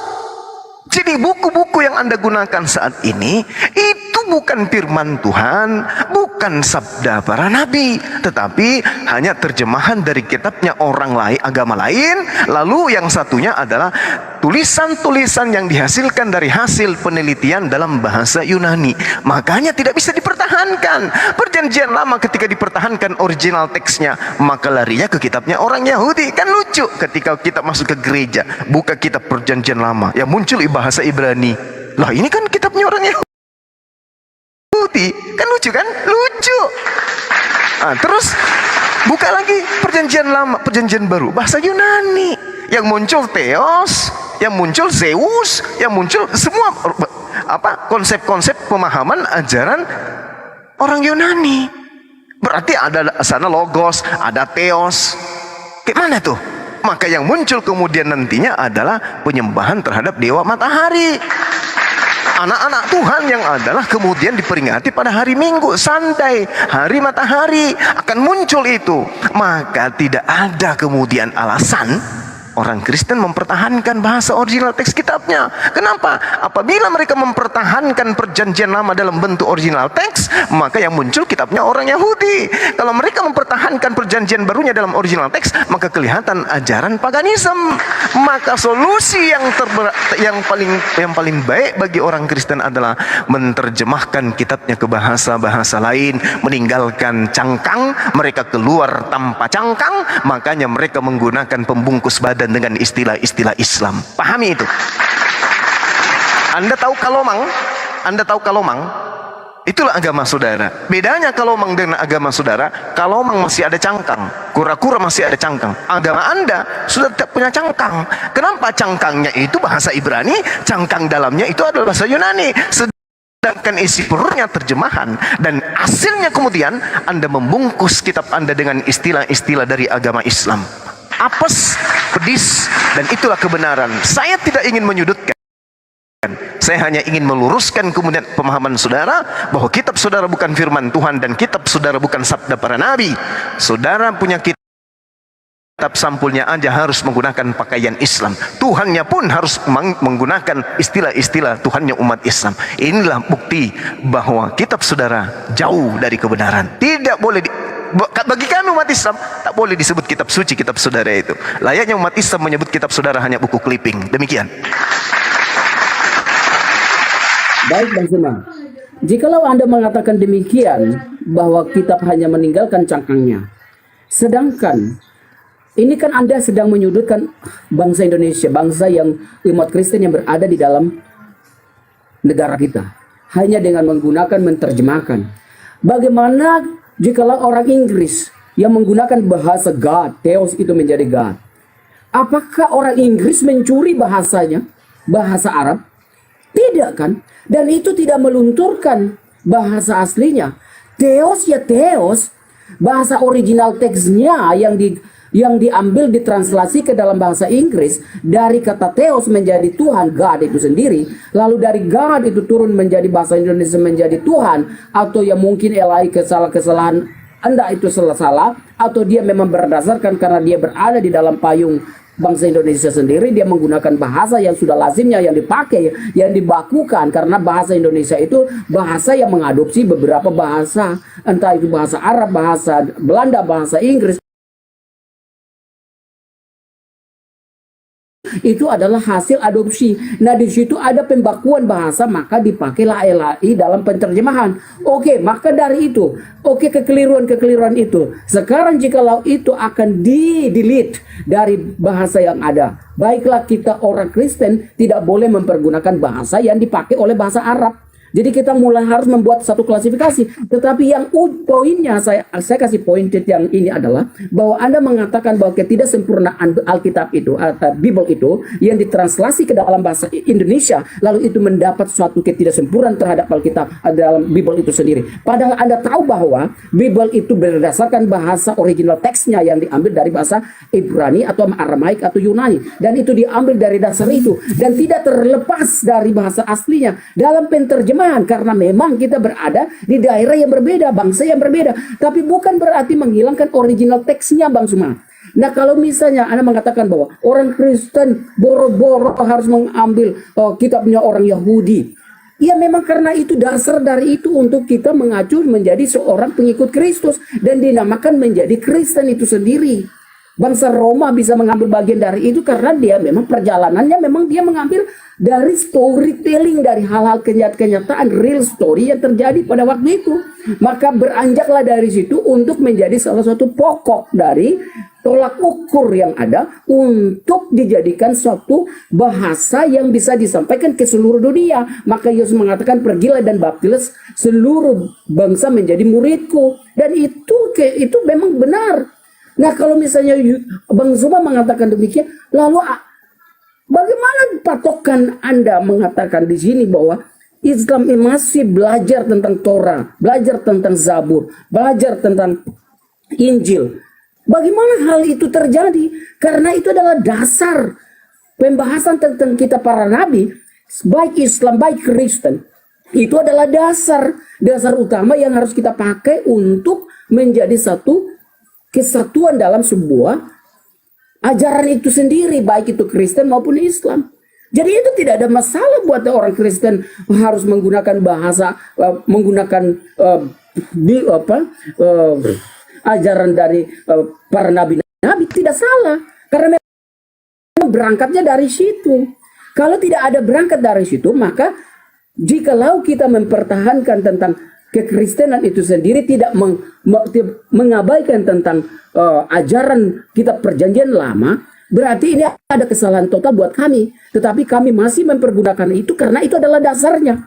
Nah, kalau misalnya Bang Zuma mengatakan bahwa itu ada kesalahan total, boro-boro Paulus mengajarkan, boro-boro Lukas mengajarkan, Yohanes mengajarkan bahwa mereka adalah para murid-muridnya Tuhan Yesus yang dimana menurunkan sejarah tentang kisah penyaliban Kristus itu sendiri, sejarah kedatangan Yesus itu sendiri. Mereka lah yang menulis dan itulah yang akan dibahasakan. Tetapi dasarnya tidak menghilangkan dari original text. Jadi kalau misalnya Abang Suma terus mengatakan demikian, menghilang dari sangkangnya, salah besar. Makanya tadi saya mengatakan bahwa orang Inggris, dia mengatakan Theos itu adalah God. Berarti dia tidak mencuri bahasa yang dipakai oleh bahasa Arab. Bahasa Arab memang itu adalah Allah, tetapi orang Inggris tidak menghilangkan itu bahwa Theos adalah God. Hanya karena kita translasi masuk ke dalam bahasa Indonesia. Bahasa Indonesia karena orang Indonesia berada di dalam negara ini. Maka dari itu dia bisa mempergunakan itu karena dia berdasarkan ada pembakuan bahasa tersebut. Loh, di mana ini Bang Suma? Oke Bang Suma, itu saja dulu. Bang Juma mana? Ini Frankie suaramu kok kecil kali. Tahu nih Brengki dari tadi suaranya kecil. Aduh, berarti mungkin Bang ngomong apa? mungkin sinyalnya tidak bagus. Bang Brengki naikin dikit suaranya bang, nggak kedengeran loh dari tadi. Enggak bagus sinyalnya, cuman suaranya kurang denger. Mic, Udah. Oh, mic-nya itu loh. ini udah Tuh kayak apa ya?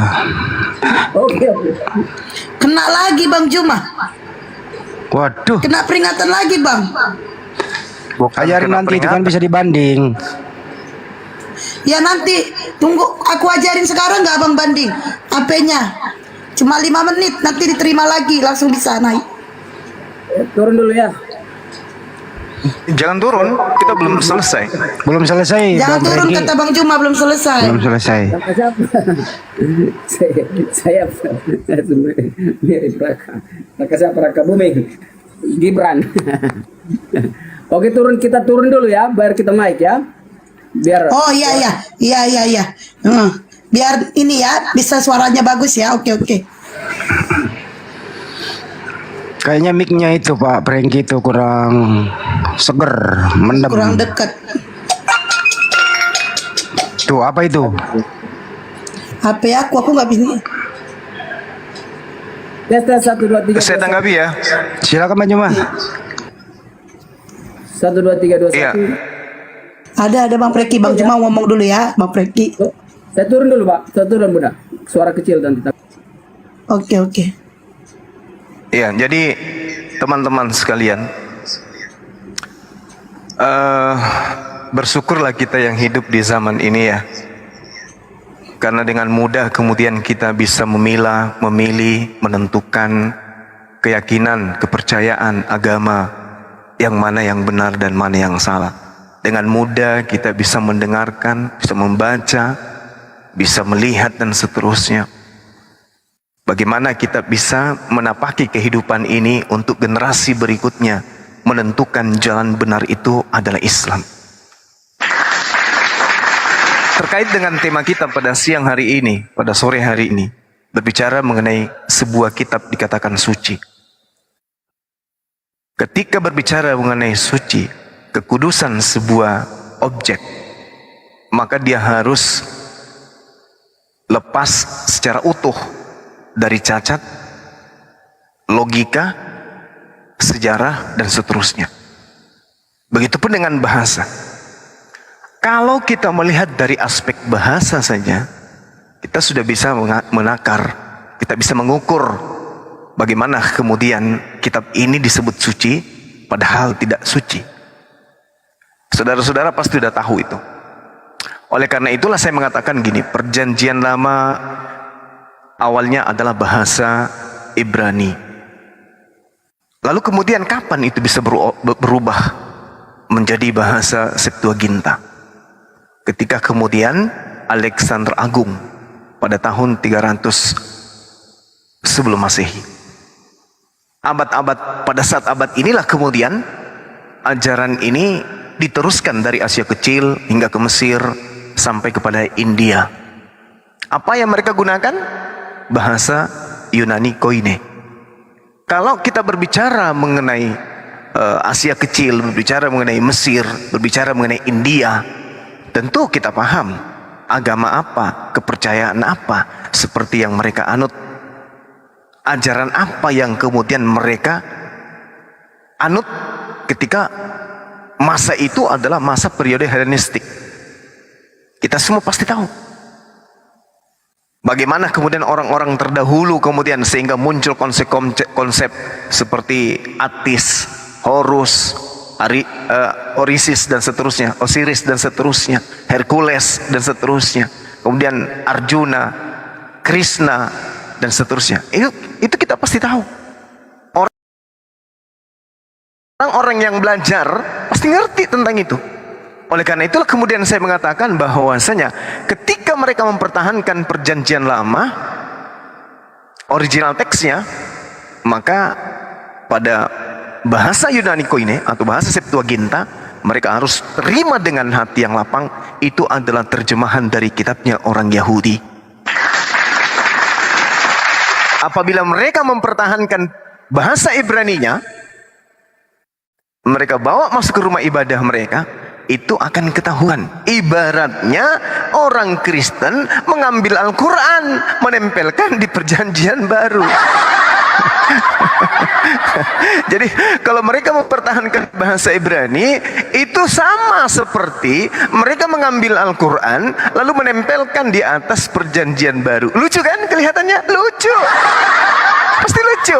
Oleh karena itulah kemudian oleh karena itulah kemudian mereka tidak mempertahankan Ibrani dan mereka tidak mempertahankan bahasa Yunani Koine, Septuaginta. Karena kalau dia mempertahankan ini, ketahuan, oh ini terjemahan dari kitabnya agama Yahudi. Kalau terjemahannya saja dipertahankan, udah ketahuan belangnya, apatah lagi menggunakan bahasa aslinya. Jadi harus kemudian terjemahan.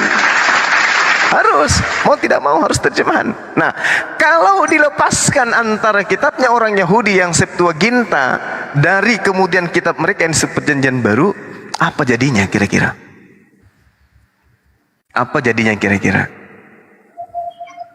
Pasti akan hancur. Dalam hal ini hancur dalam konsep bertuhan. Karena itu akan utuh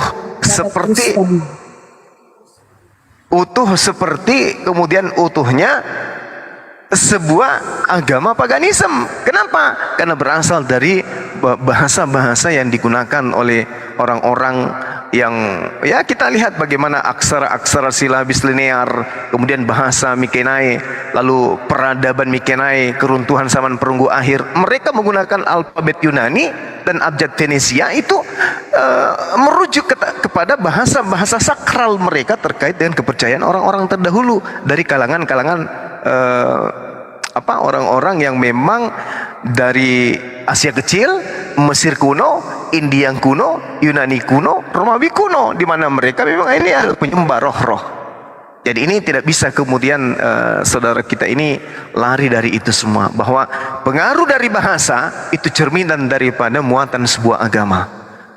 Jadi kalau ada teman Kristen ditanya atau ingin membantah kenapa kita mereka terjemahan, harusnya mereka menjawab, karena kalau kami mempertahankan perjanjian lama dalam original teks, maka akan ketahuan kalau itu adalah kitabnya orang Yahudi. Dan kalau kami mempertahankan original dalam perjanjian baru, maka ketahuan bahwa itu kitabnya adalah orang-orang paganisme. Demikian. Betul sekali. Jadi biarin dulu ntar. Jadi memang harus disembunyikan sebagian supaya tidak ketahuan jenis kelaminnya. Itu intinya kan Banyu Mak ya. Izin Iya, bertanya. Kurunda tuh itu kata rasul. Terus? Kurunda. Kata rasul itu tetap dia pakai kan? Dia tidak terjemahkan ke utusan, misalnya Rasul Paulus. Mereka tetap pakai kata rasul loh. Dia harusnya terjemahkan ke utusan. Sama Kristus harusnya kan Kristus itu kan kalau diterjemahkan ke bahasa Indonesia apa ya yang diurapi gitu loh, Mesiah kalau bahasa Ibrani. Ini kan mereka mencampur-campur Gurunda ya, nggak murni terjemahan Indonesia juga. Dia kalah-kalah lembaga penerjemah apa seperti itu Gurunda, silakan. Iya, jadi ya itulah yang saya katakan kepada saudara-saudara dari awal, bahwa ketika sebuah kitab dianggap suci, maka semua kekuatan harus digunakan untuk memperlihatkan sisi buku tersebut bisa dianggap sebagai sebuah kebenaran. Maka yang muncul kemudian semua istilah-istilah yang bisa membuat kitab ini, buku ini dianggap sebagai firman Tuhan harus digunakan. Dan tidak bisa kita menghalangi. Kenapa demikian? Karena begini, kalau kita melihat perjanjian baru, ya, pada masa periode misalnya bahasa yang merujuk kepada bahasa Yunani kuno, bahasa arkais atau periode arkais atau periode klasik, ada 3 dialek yang muncul di sana: Yunani Aulania, Yunani Aulia, dan juga Doria. Ini berbicara mengenai 3 suku utama Yunani. Suku yang tinggal di pulau-pulau Egea misalnya di pantai barat Yunani, atau kemudian Asia Kecil di utara Smyrna, atau suku Lonia yang kemudian kita tahu secara sejarah mereka ada banyak bertebaran di Asia Kecil, termasuk Smyrna dan daerah selatan, bagian selatan maksud saya. Jadi ini adalah kalau kita cari akarnya, Tidak ada nabi yang kemudian datang ke sana. Sedangkan kalau kita berbicara mengenai orang-orang Quraisy dalam perspektif bahasa, maka bahasa Arab ini dulu pernah ada nabi yang pernah datang ke sana. Nabi Abraham, Nabi Ibrahim, Nabi Ismail. Ini yang perlu dipahami kemudian. Tapi kalau kita berbicara mengenai Aulia, Lonia, Doria, kemudian pesisir Peloponnesos, itu tidak ada pernah kemudian ada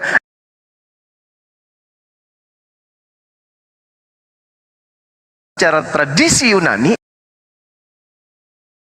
Maka istilah-istilah Yunani itu syarat dan sangat kental, sangat familiar dengan ajaran-ajaran Helenistik, ajaran Hellenisme Stoa, penyembahan-penyembahan kepada dewa-dewa, penyembahan-penyembahan kepada roh-roh. Sedangkan kalau kita berbicara mengenai Yunani abad pertengahan, ya tidak bisa kemudian kita lepas daripada Yunani Romawi Timur, Yunani Bizantium, terus kemudian bahasa Yunani yang mereka gunakan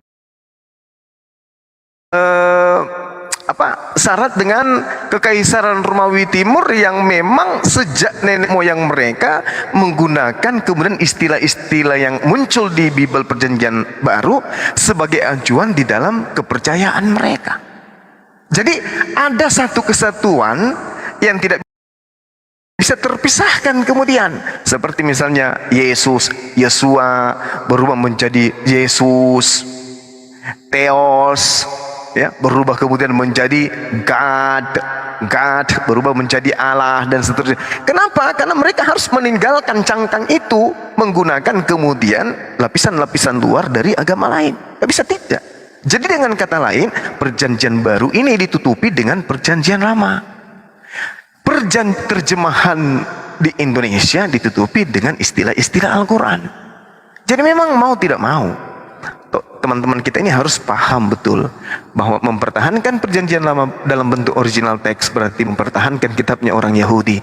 Mempertahankan perjanjian baru dengan original teks berarti mempertahankan ajaran Helenisme.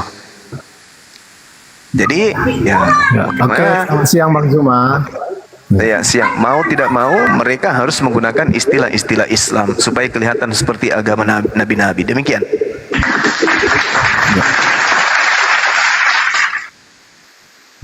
Ya, dari narasi Bang Zuma tadi, saya pengen cuma tanya satu ya. Apakah Allah yang di dalam Al-Quran itu sama dengan Allah yang di Perjanjian Lama dalam kitab Kristen? Iya, baik, pertanyaan yang sangat bagus.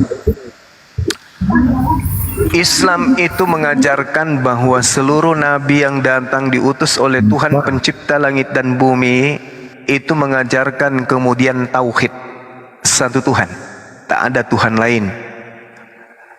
Tuhan yang datang kepada Nabi Muhammad sallallahu alaihi wasallam adalah Tuhan yang pernah datang kepada Nabi Ibrahim, bahkan Nabi Adam. Fatalaqqa Adamu min rabbih kalimatin fataba alaihi. Bahwa tidak ada Tuhan kemudian selain Tuhan yang pernah datang kepada Nabi Adam, Tuhan yang pernah datang kepada Nabi Ibrahim, Tuhan yang datang kepada Nabi Musa, Daud, Salomo, Isa, dan juga baginda Rasulullah Muhammad SAW adalah Tuhan yang sama, Rabbus samawati wal ard. Sedangkan Tuhan yang datang kepada penulis-penulis Bible adalah roh-roh bertanduk 7 dan bermata 7. Beda dengan Tuhan yang datang kepada nabi-nabi Israel. Pahami itu, silakan. Iya, kalau saya melihat terjadi perbedaan yang sangat besar antara Allah di Al-Quran dengan Allah di Perjanjian Lama.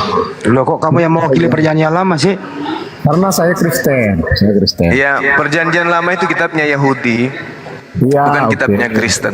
Oke, terlepas dari kitab Yahudi atau Kristen, tetapi di situ sangat berbeda. Kenapa saya bilang berbeda? Kalau di Alkitab, terutama kita baca di Kejadian itu, digambarkan di situ bahwa Allah menciptakan manusia segambar. Memang ada kata Allah di Bible, bro. Oke, kita ganti Yahweh. Yahweh mengatakan. Ya udah beda udah kalau Yahweh. Ya, oke. Yahweh mengatakan dia menciptakan segambar dan serupa dengan dia. Itu yang pertama. Dan yang kedua, di Perjanjian Lama juga saya baca dulu di Kejadian itu Allah sudah turun menjadi manusia dalam bentuk manusia ketika dia berbulat dengan Yahweh. Ya, Yahweh. Oke, Yahweh. Sorry. Sebenarnya penggunaan kata Allah sendiri kan dalam gereja mula-mula sebelum Islam ada itu udah ada ya. Cuman kalau Anda mengklaim itu ya silakan, nggak apa-apa. Di situ Kejadian 32 ayat 1 sampai Cara 2. lagi Kristen Arab yang klaim ya niru Al-Quran. Cara lagi loh. Oke ya. Oke. Kejadian 32 ayat 1 sampai 2 di situ menyatakan pertemuan Yakub dengan Allah dan terakhir dibuat tempat itu tempatnya menjadi Mahanaim. Jadi di dalam perjanjian lama sendiri di Kejadian sudah dinyatakan Allah itu sudah turun menjadi manusia ketika dia bergulat dengan Yakub. Dan perbedaannya tadi, setahu saya, kalau di Al-Quran itu tidak ada yang bisa menggambarkan atau serupa dengan Allah. Tetapi kalau di perjanjian lama, di kitab ini, dinyatakan bahwa manusia itu segambar dan serupa dengan Allah. Jadi, dua perbedaan yang besar ini saya rasa berarti perjanjian lama di Alkitab itu tidak ada kaitannya dengan Al-Quran. Betul atau tidak, Bang Juma? Oke, baik. Saya kasih pengajaran kepada saudara gratis tanpa perpuluhan. Satu hal yang perlu saudara pahami. Dua ucapan yang Anda bawa, kalimat yang Anda bawa, yang menurut saya itu menandakan Anda sangat awam dalam hal ini. Yang pertama, seingat saya Anda mengatakan Tuhan datang bergulat sama Yakub. Itu dibantah kemudian oleh Tuhan itu sendiri, bahwasanya tidak ada orang yang bisa memandang Tuhan dapat hidup. Keluaran 33 nomor 20. Jadi yang datang kepada Nabi Yakub itu adalah malaikat. Mari saya kasih contoh kepada saudara. Kejadian 22 yang saya bawakan tadi. Apa yang dikatakan Silakan kemudian di sana? Datanya bahwa itu Yakub. Datanya, Bang. Silakan. Dengarkan saya dulu. Nanti akan saya buktikan kepada saudara. Ketika kemudian malaikat datang kepada Nabi Abraham alaihissalam, apa yang dikatakan? Qara. Siapa yang berkata? Siapa yang berucap di sana? Tuhan atau malaikat? Qara, malak Elohim. Qara, malak Elohim. Berkatalah malaikat Tuhan dari langit kepada Abraham. Apa katanya? Abraham. Sahut daripada Abraham setelah menjawab, ya Tuhanku. Siapa yang dipanggil Tuhan oleh Abraham di situ? Malaikat. Pengantar kalimat daripada Kejadian 2 nomor 1. Qara malak Elohim. Berkatalah, berfirmanlah malaikat Tuhan kepada Abraham. Abraham menjawab, ya Tuhanku. Makanya Yesus berkata di dalam Yohanes 10 nomor 34, 35, 36, siapapun yang diserahi tugas untuk menyampaikan firman, maka dia adalah Allah. Malaikat dipanggil oleh Abraham, ya Tuhanku. Padahal malaikat yang berfirman. Terkait dengan Yakub, di situ diterangkan di pengakuan Tuhan sendiri. Anda sabar sedikit. Coba Anda buka di Keluaran 33 nomor 20. Apa yang dikatakan Tuhan terkait dengan dirinya? Bahwa sesungguhnya Tuhan berfirman kepada Nabi Musa alaihissalam. Apa kemudian perkataan Tuhan kepada dia? Di situ dijelaskan kemudian, tidak akan ada manusia yang bisa melihat aku dan ia dapat hidup. Lalu bagaimana dengan Yakub? Ternyata yang datang kepada Yakub itu sudah pasti malaikat. Kenapa demikian? Karena kalau bukan malaikat maka Yakub pasti mati. Kok bisa?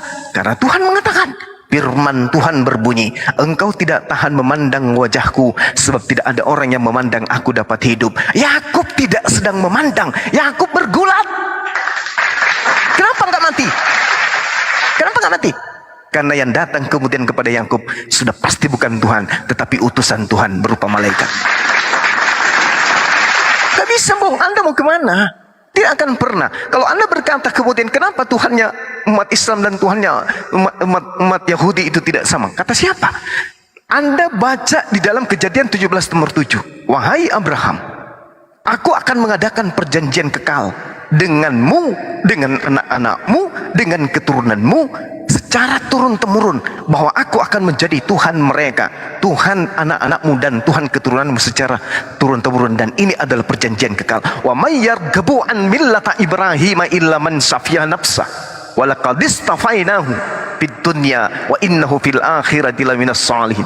Ini Allah mengatakan, dan orang yang membenci ajaran Ibrahim hanyalah orang yang memperbodoh dirinya sendiri, dan sungguh kami Tuhan telah memilih Ibrahim di dunia ini, dan sesungguhnya dia akhirat termasuk orang-orang yang saleh. Isqala lahu rabbuhu aslim qala aslamtu li rabbil alamin. Ingatlah ketika Tuhan berfirman kepada Abraham, berserah dirilah, lalu kemudian Nabi Ibrahim menjawab, aku berserah diri kepada Tuhan seluruh alam, Rabbus samawati wal ar. Dan siapa dia? Wa wasabiha Ibrahimu banihi wa Yaqub ya baniya innallaha astafa lakumuddin fala tamutunna illa wa antum muslimun. Nabi Ibrahim alaihissalam dan anak-anaknya, bahkan Nabi Yakub alaihissalam pun mengatakan, wahai anak-anakku, sesungguhnya Allah telah memilih jalan ini untukmu, maka janganlah kau mati kecuali dalam keadaan Islam Muslim. Jadi Al-Quran menarasikan, kitabnya orang Yahudi menarasikan, Tuhan yang kami sembah adalah Tuhan yang sama, karena Tuhan telah mengangkat perjanjian, aku akan menjadi Tuhanmu wahai Abraham, wasabiha Ibrahimu banihi wa Yaqub ya baniya innallaha astafa lakumuddin fala tamutunna illa wa antum muslimun. Makanya orang Yahudi dan orang Islam beriring sejalan tentang Tuhan. Mereka tidak pernah ribut tentang ketuhanan. Kenapa? Karena orang Yahudi sadar orang Arab adalah saudara mereka, menyembah kepada Tuhan yang sama. Inilah yang kami sebut Rabbus samawati wal ar, subhanahu wa ta'ala, pencipta langit dan bumi yang maha suci lagi maha tinggi. Sedangkan Kristen penumpang gelap yang berasal dari tanah Romawi Yunani, yang mengambil kitab dari nabi-nabi kami, diterjemahkan dalam bentuk Septuaginta, lalu kemudian diterjemahkan ke dalam bahasa Indonesia di negara ini. Meskipun terjemahan yang sangat-sangat syarat, banyak kesalahan, yang tadinya gemuk dibinasakan, malah diubah terjemahan pembinasaan itu, dirubah menjadi sesuatu terjemahan yang sangat keliru, yaitu kulindungi. Padahal kata asmir dan kata asmit itu adalah berbeda. Kubinasakan dan kulindungi adalah dua kata yang sangat bertolak belakang. Ini yang dianut oleh kitab terjemahan. Itu terekam di dalam kitabnya orang Yahudi, di dalam kitab ingat kitab apa itu ya saudara-saudara, dia mengingatnya? Aku lupa saudara. Yeskel 34 nomor 16 ketika dikatakan ini, yang hilang akan kucari, yang sesat akan kubuang pulang, yang luka akan kubalut, yang sakit akan kukuatkan, serta yang gemuk dan yang kuat akan kubinasakan. Pak, bom-bom gemuk akan dibinasakan. Tetapi di terjemahan kitab saudara dirubah menjadi akan kulindungi. Inilah bukti bahwa kitab saudara bukan firman Tuhan. Demikian. Lanjut. Ya. Semua yang Anda ucapkan omong kosong ya. Kenapa? Pertama, Anda tidak menjawab poinnya. Kenapa? Saya tadi nyatakan bahwa di Alkitab Kejadian bahwa Allah itu segambar dengan manusia. Anda tidak menjawab karena itu tidak sesuai dengan Al-Quran. Yang kedua, Anda mengatakan Yakub itu dengan malaikat. Jadi jelas di sini di ayat 28, lalu kata orang itu, namamu tidak akan disebutkan lagi Yakub, tetapi Israel, sebab engkau telah bergumul melawan Allah dan manusia dan engkau menang. Jadi di sini Anda mempunyai sebuah kebohongan yang sangat besar, menyatakan bahwa itu malaikat. Justru data itu yang bohong bro. Masa Yakub menang lawan Tuhan mu? Jangan Anda. Ya, sekarang giliran saya. Nggak perlu Anda bela guru Anda. Saya menyatakan data ini, fakta loh. Silahkan nanti Anda bantah dengan data. Jangan dengan congor. Oke? Ya. Di sini jelas disebutkan bahwa itu adalah Allah, bukan malaikat seperti yang Anda sebutkan. Jadi Bukan Allah, Yahweh. Ya, oke, Yahweh. Okay, sorry. Yahweh. Di sini jelas bahwa ini adalah Yahweh. Jadi Anda tadi mengatakan malaikat. Jadi jelas itu sangat omong kosong sekali ya. Jadi saya nampak dari sini, dari penjelasan panjang yang Anda lakukan, yang saya tarik poinnya tidak dapat. Mungkin bagi sebagian orang yang menonton ini merasa bahwa apa yang Anda jelaskan itu sangat layak. Tetapi di sini faktanya bahwa di ayat 28 diterangkan bahwa dia bergulat dengan Allah. Di situ jelas. Jadi siapa yang harus saya percayai? Alkitab ini atau Anda? Dia bergulat dengan Yahweh. Ya, oke, sorry. Bergulat dengan Yahweh. Jadi siapa yang harus saya percayai? Alkitab atau Anda? Jadi kalau saya dari sini, saya jelas memilih Alkitab ini. Ya. Dan dari sana, kalau ditinjau dari Abraham dan Ibrahim, dia mempunyai tempat yang berbeda. Satu di Coba Mekah, saya potong dikit. satu Bentar dulu bro, kepanjangan lu. Saya mau nanya, Kejadian 32, 24, 30. Bukan dengan Anda tadi, tunggu Dengerin ya. dulu ah. Yang bergumul di situ, pergumulan Yakub Apakah dengan semua Yahweh. seperti ini? Kalau Anda nggak sama Pergumulan saya turun, Yakub dengan gitu. Yahweh. Itu Biar saya Bang potong Andi. sejenak. Pergumulan Yakub dengan Yahweh, yang menang siapa bro? Yahweh atau Yakub? Biar Bang Jawablah. Andi, nanti saya kuliti saya dari bawah, dari mata kaki ku kuliti sampai otak, nanti lihat aja. Silakan bernarasi bebas, layaknya Paulus, silakan. Saya ini berdata ya, bukan bernarasi bebas. Oke, Di sini silakan, saya silakan. sebutkan tadi. Maaf ya Bang Andi ya. Kejadian 28, di sana dikatakan, namamu tidak akan disebutkan lagi Yakub, tetapi Israel, sebab engkau telah bergumul melawan Allah dan manusia. Di situ jelas dia bukan bergumul dengan malaikat seperti yang Anda utarakan, tapi dia bergumul dengan Allah dan manusia, engkau menang. Jadi satu yang Anda nyatakan dia bergumul dengan malaikat adalah omong kosong. Yang kedua, Anda tidak menjawab. Di Alkitab dinyatakan bahwa manusia itu segambar dan serupa dengan Allah. Saya hanya menanya 2 poin ini aja. Saya nggak mau menanya ke sana kemari, ke sana kemari. Saya hanya mau Anda menjawab 2 poin ini. Apakah ini benar atau salah? Ya, oke, terima kasih. Oke, baik. Dengarkan teman-teman, saudara-saudara muslim yang ada di bawah, dengarkan. Ini muridnya Bang Handi yang sedang berbicara. Nama saya Bang Suma. Ada 2 poin. Tadi satu Balik poin. gurunya Bang Handi yang bicara. Jangan abangku. Tadi sudah 1 poin saya ajarkan kepada dia, tapi dia tidak percaya. Saudara Babang ini tidak percaya. Kenapa? Minim ilmu.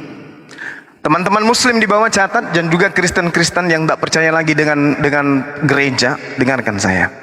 Di Kejadian 32 di situ dituliskan memang bahwa Yakub bergumul dengan Tuhan, dengan Elohim, dengan Yahweh dalam konsep Kristen. Dengarkan baik-baik. Di data nomor 1 diterangkan apa? Yakub melanjutkan perjalanannya, lalu bertemulah dengan malaikat-malaikat Elohim. Bertemu dengan siapa? Bertemu dengan siapa? Malaikat. Malaikat Elohim. Terus berlanjut sampai data-data yang selanjutnya. Malaikat ini kemudian bergumul, lalu kemudian disebut Tuhan di sana. Kenapa? Karena malaikat sedang menyampaikan firman. Maka malaikat ini kemudian disebut Tuhan. Mau pembuktian? Catat baik-baik. Tak kasih data supaya Anda waras. Hosea 12 nomor 4. Tolong yang bisa bahasa Ibrani bacakan saya. Lalu kemudian Yakub bergumul dengan malaikat dan Yakub menang.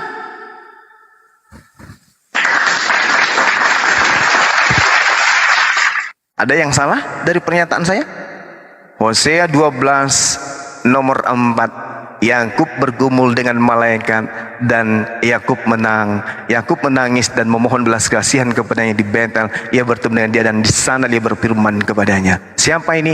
Malaikat Tuhan yang berjumpa dengannya. Itu yang satu ya. Anda harus belajar ya. Yang kedua, ketika Anda mengatakan bahwa Tuhan serupa dengan Adam, berarti Tuhan punya anus, Tuhan punya lambung, Tuhan punya limpah, Tuhan punya usus, Tuhan punya gigi. Anda mentafsirkan kitab agama lain seenak perut agama Romawi Vatikan. Sedangkan Tuhan bertanya di dalam kitabnya orang Yahudi, hendak dengan siapa engkau menyamakan aku? Hendak dengan siapa engkau membandingkan aku? Hendak dengan siapa engkau mengumpamakan aku sehingga kami sama? Tuhan mengatakan apa? Tidak ada yang sama dengan aku, baik di bumi maupun di langit. Yeremia 10 nomor 6, 2 Samuel 7 nomor 22. Tidak ada yang sama seperti aku. Tidak ada yang serupa dengan aku. Laisa kamislihi syai'. Jadi Anda menerjemahkan kitabnya orang dengan serampangan. Kenapa? Anda menginginkan Tuhannya Yahudi menjadi bayi. Anda menginginkan Tuhannya Yahudi memiliki nonot. Anda menginginkan Tuhannya Yahudi punya jambut. Anda menginginkan Tuhannya Yahudi punya anus untuk kentut. Lebih baik Anda menuhankan bom-bom. Kalau Anda mengatakan Tuhan serupa dengan bom-bom, lebih baik Anda sembah bom-bom aja sekalian. Karena bom-bom matanya bola, ya, maha besar itu matanya bola seperti bola pingpong. Anda menerjemahkan kitabnya orang Yahudi, baiklah kami menciptakan Adam serupa dengan kami. Maksudnya serupa dengan gambar kami. Tuhan sudah merencanakan gambaran Adam itu seperti apa. Punya tangan, punya mata, punya hidung, punya telinga, punya mulut, punya leher, punya lambung, punya kaki, punya paha, punya anus, punya nonon, bijinya zakarnya 2. Jari-jarinya 5. Itu yang digambar Tuhan sebelum Adam direalisasikan menjadi ciptaan biologis. Anda harus pahami itu. Jangan Anda mengatakan, marilah kita menciptakan Adam seperti wajah kita, seperti gambar kita. Oh, jangan begitu. Itu ajaran paganisme. Tak ada. Tuhan berkata, Yesaya 46 nomor 5. Hendak dengan siapa kamu hendak menyamakan aku, hendak membandingkan dan mengumpamakan aku sehingga kami sama. Tuhan di dalam bilangan 23 19, Tuhan Elohim bukan manusia dan bukan anak manusia. Kalau Anda mengatakan ada makhluk sama seperti manusia dan tapi dia bukan manusia, lalu apa namanya itu? Hantu. Hantu sama manusia enggak. Apalagi sapi nggak sama dengan manusia. Tuhan mengatakan, aku bukan manusia dan bukan anak manusia. Itu jelas. Hosea 11 nomor 9 juga mengatakan demikian. Aku bukan manusia, Tuhan bukan manusia dan bukan anak manusia. Nah, kalau Anda menyamakan antara Tuhan dengan Adam, berarti dia juga manusia. Terbantah. Jadi yang benar adalah, baiklah kami menciptakan manusia serupa dan segambar dengan gambar kami. Artinya, Tuhan sudah membuat sketsa lebih awal setelah dia menciptakan Adam serupa dengan gambarnya Tuhan. Maksudnya gambar selayaknya saya menggambar bangunan di atas kertas, saya akan membuat bangunan yang akan saya bangun ini serupa dan segambar dengan gambar yang ada di atas kertas. Itu maksudnya, bukan berarti Adam itu sama seperti Tuhan. Kalau Adam sama seperti Tuhan, berarti Tuhan tidak maha melihat. Kenapa? Adam ketika dia menghadap ke depan, Adam tidak lihat apa yang di belakang. Kalau yang di belakang batok kepalanya aja deh, Adam tidak lihat. Bagaimana mau Tuhan itu maha melihat? Anda belajar lagi, Anda belajar. Atau panggil Pak Bom-Bom di sini biar ku terapi sekalian. Silakan Anda tanggapi. 2 poin Anda hancur berantakan ya. Jadi bukan Tuhan yang berdialog dan bergulat dengan Yakub, tapi malaikat. Itu dalilnya jelas ada. Silakan. Tetap Anda mengeyel ya, tetap Anda melakukan omong-omong kosong. Kenapa saya bilang begitu? Karena di dalam Kejadian 28 tadi jelas di situ tertulis Yakub bergulat dengan Allah. Jadi Anda mau mendiadakan ayat itu. Anda menyatakan ayat itu bohong, begitu. Jadi kenapa saya bilang omong kosong semua? Anda menyatakan bahwa Alkitab itu nanti Anda tanya bahwa Allah punya anus, punya tangan, bukan ke situ, bukan ke situ. Jadi ketika dinyatakan segambar dan serupa dengan Allah, itu bukan menyatakan sama.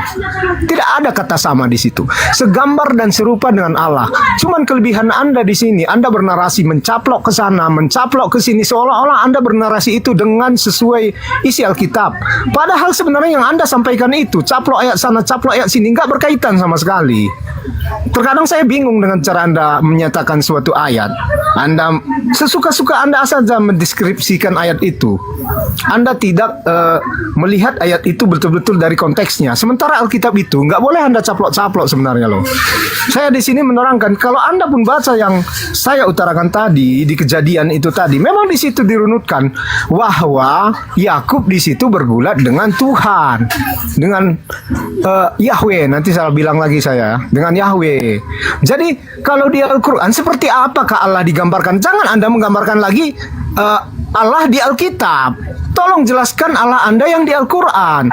Jangan menggambarkan Yahweh yang di Alkitab gitu. Jadi kalau Anda gambarkan lagi Yahweh yang di Alkitab dengan untuk menjelaskan yang di Al-Quran, itu nggak nyambung sebenarnya. Makanya saya bingung dengan cara Anda. Anda mengait-ngaitkan dengan Pak Bom-Bom. Pak Bom-Bom itu orang pintar. Saya udah pernah melihat dia.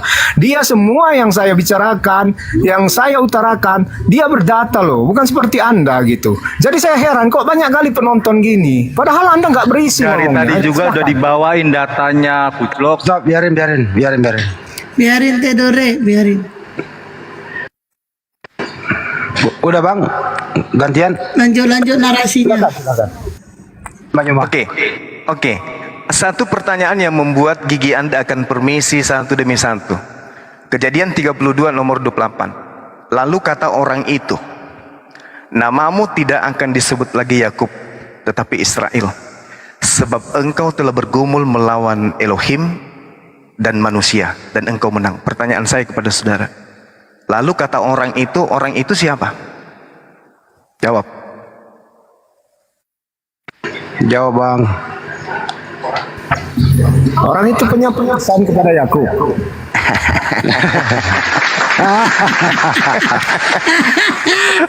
Rasain dong.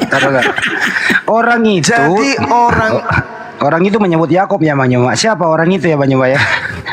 orang itu berkata Yakub bergumul dengan Tuhan dan Yakub menang. Orang ini yang berkata ini siapa? Pak Bombom. Pak Bombom. Sedangkan jelas sekali yang datang kepada Yakub itu adalah para malaikat. Baca nomor satunya. Anda jangan ngeyel kalau diajarin. Yakub melanjutkan perjalanannya, lalu bertemulah dengan malaikat-malaikat Elohim dengan dia. Nah, sedangkan ketika Anda membawa data kemudian nomor 28, kata orang itu, namamu tidak akan disebut lagi Yakub, tetapi Israel, sebab engkau telah bergumul melawan Elohim dan engkau menang. Kata orang itu siapa? Bom. Baluap.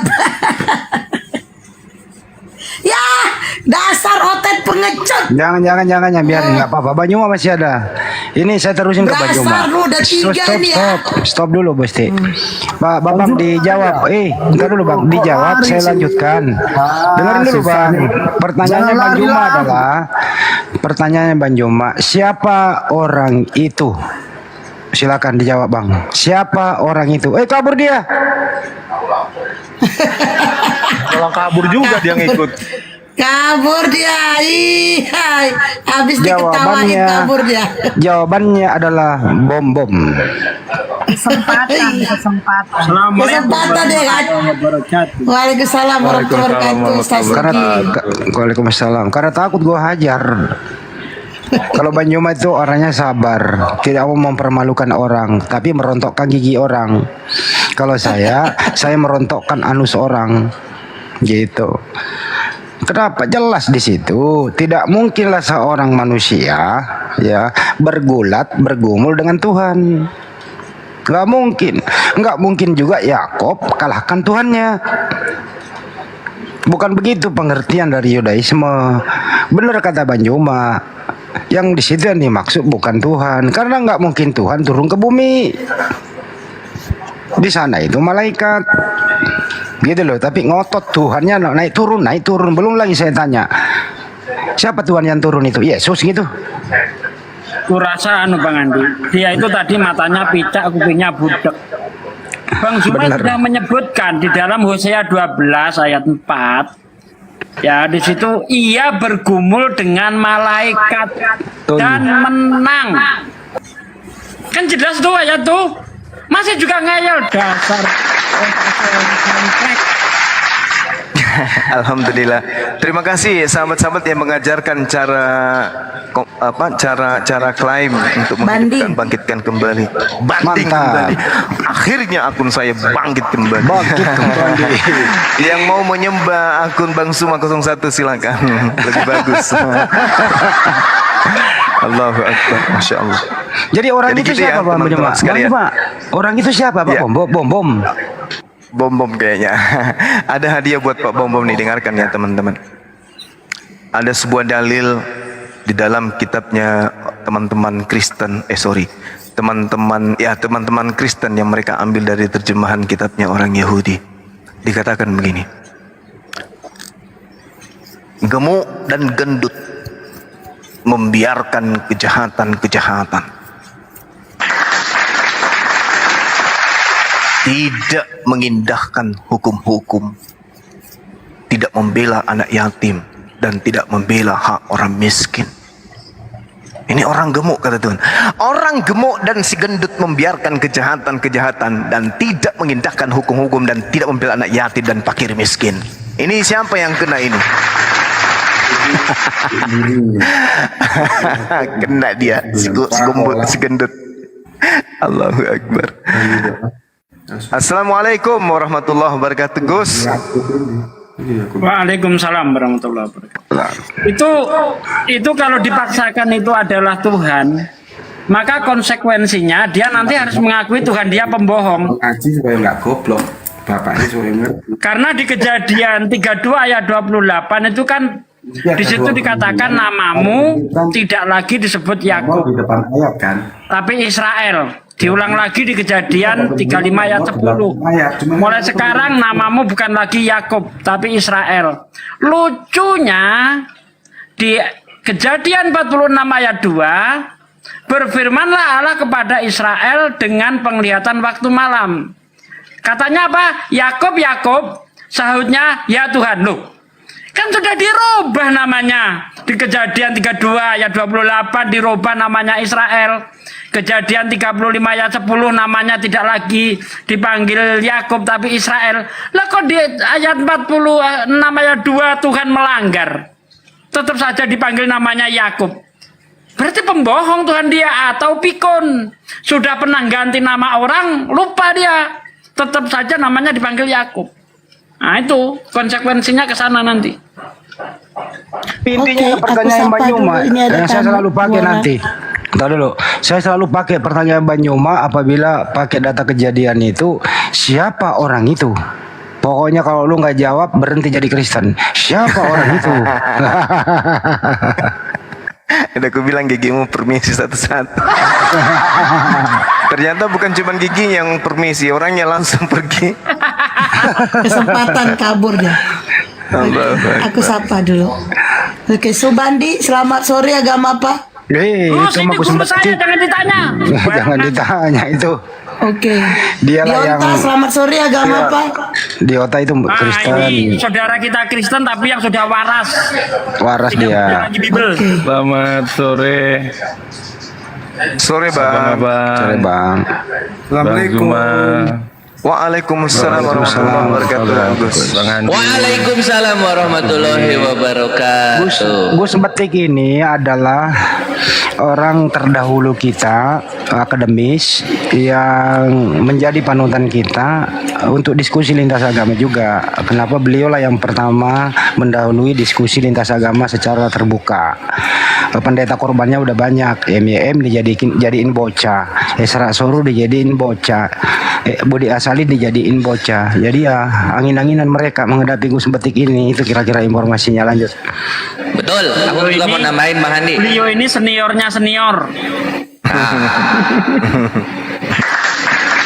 Jadi kalau kita open cam kan ngeliatin datanya pakai HP, kalau Gus Betik pakai papan tulis ikhwan. Nah, Gitu. betul.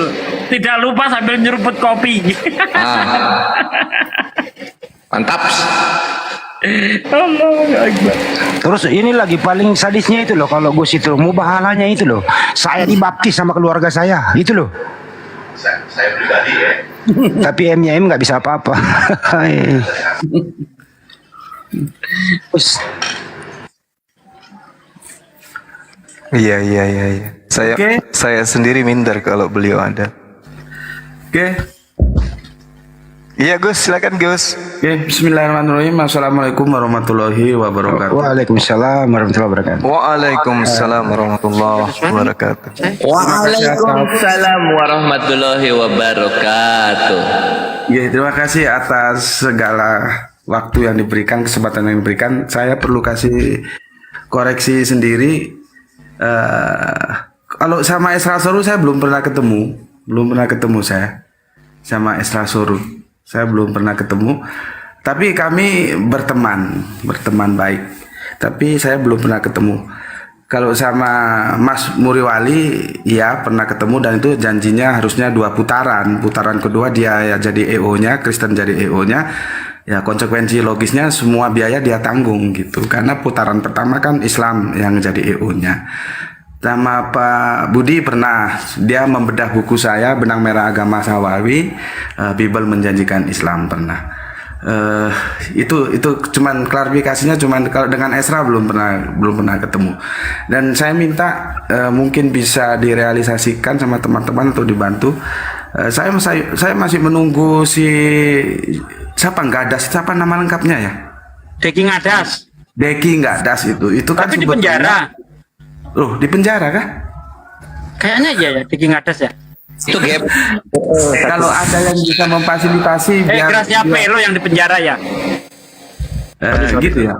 Maksudnya mungkin ada teman-teman yang bisa memfasilitasi untuk merealisasi dari proposalnya itu sudah jadi dan saya setuju. Sebetulnya ada beberapa permintaan saya, seperti saya minta diadakan di kampusnya itu nggak diluluskan. Akhirnya saya setuju semua supaya itu terrealisasi. Ternyatanya tetap nggak terrealisasi karena dia minta via Zoom dan aku nggak mau gitu. Oke, berikutnya begini, kita bicara masalah agama dan kitab suci ya. Mungkin bisa menjadi ingatan kita bersama. Agama itu kan dibangun atas landasan kitab suci. Dari situ bisa kita ambil sebuah kesimpulan. Kalau kitab sucinya bermasalah, pasti agama itu bermasalah. Itu rasionalitasnya begitu. Ya. Kalau aku ulangi lagi, kalau kitab sucinya bermasalah, pasti agama itu bermasalah. Itu sudah nggak bisa ditawar, karena tidak bisa disebut agama kalau dia tidak punya kitab suci. Kitab suci itu adalah landasan untuk membangun keberagamaan setiap orang beragama. Nah, kalau landasannya aja sudah salah, kan berarti kesananya salah. Kan begitu logika berpikirnya. Maka dari itu, kalau kita mau cari, misalkan kita belum punya agama nih, kita mau cari agama, banyak agama ditawarkan gitu ya. Parameternya apa? Lihat saja kitab sucinya. Kalau kitab sucinya beres, maka 100% agama itu beres. Tetapi kalau kitab sucinya nggak beres, agama itu pasti tidak beres. Itu sudah rumus. Lah, Al-Quran tampil beda. Makanya ya, aku itu tidak pernah melarang dan aku suka selama dalam kesantunan loh ya. Kalau ada saudara-saudara kafir kita yang mengkritik Al-Quran, yang mau menyerang Al-Quran, itu aku sangat senang. Seperti di channel YouTubeku itu aku beri mereka keterbukaan. Karena apa? Karena Al-Quran sendiri mempersilahkan dirinya untuk diragukan. Silahkan. Itu Al-Quran sendiri yang mempersilahkan dirinya untuk diragukan. Subhanallah, ada kitab suci yang seperti ini. Jadi dia menantang. Kalau kamu nggak percaya, ya coba kamu bikin satu surat saja. Nah, buktinya kan nggak ada yang bisa bikin. Nggak ada yang bisa bikin. Nah, seharusnya orang-orang katakanlah orang-orang di Eropa sana, orang-orang sekuler, orang-orang yang masih kafir-kafir itu, coba itu nggak usah lah nyerang Al-Quran yang begini begitu, yang copy paste atau apa, itu aja dilayani tantangan Al-Quran. Bisa nggak mereka membuat satu surat saja dan Allah mempersilahkan cari siapa saja yang bisa membantumu untuk membuat satu surat yang itu setara dengan Al-Quran. Hingga detik ini tidak ada. Lalu kalau logikanya waras kan dia akan berislam tanpa harus bertele-tele. Kan begitu. Nah ya tadi aku ikuti yang tadi dikomentari oleh saudara kafir kita. Masalahnya dia tidak paham sebuah teori. Kalau kita di sekolah Alkitab itu namanya teori abrogasi. Abrogasi itu adalah teori yang kemudian meluruskan dan melanjutkan yang lalu. Jadi kalau kita berbicara dalam Al-Quran itu ada Torah, ada Suhuf, kalau mundur ke belakang ada Injil, ada Zabur, ya itu bukan berarti dipelajari, tapi sebatas imani saja, karena itu kitab-kitab masa lalu. Nanti kalau aku bilang expired kan nggak enak juga, ya. Itu kitab-kitab masa lalu. Kita beriman bahwa kitab itu eksistensinya ada di masa lalu.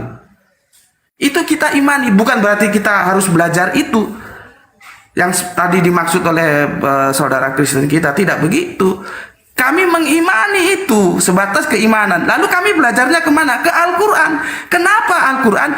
Karena semua yang dinyatakan oleh kitab-kitab dulu terdahulu itu sudah terakumulatif dalam Al-Quran.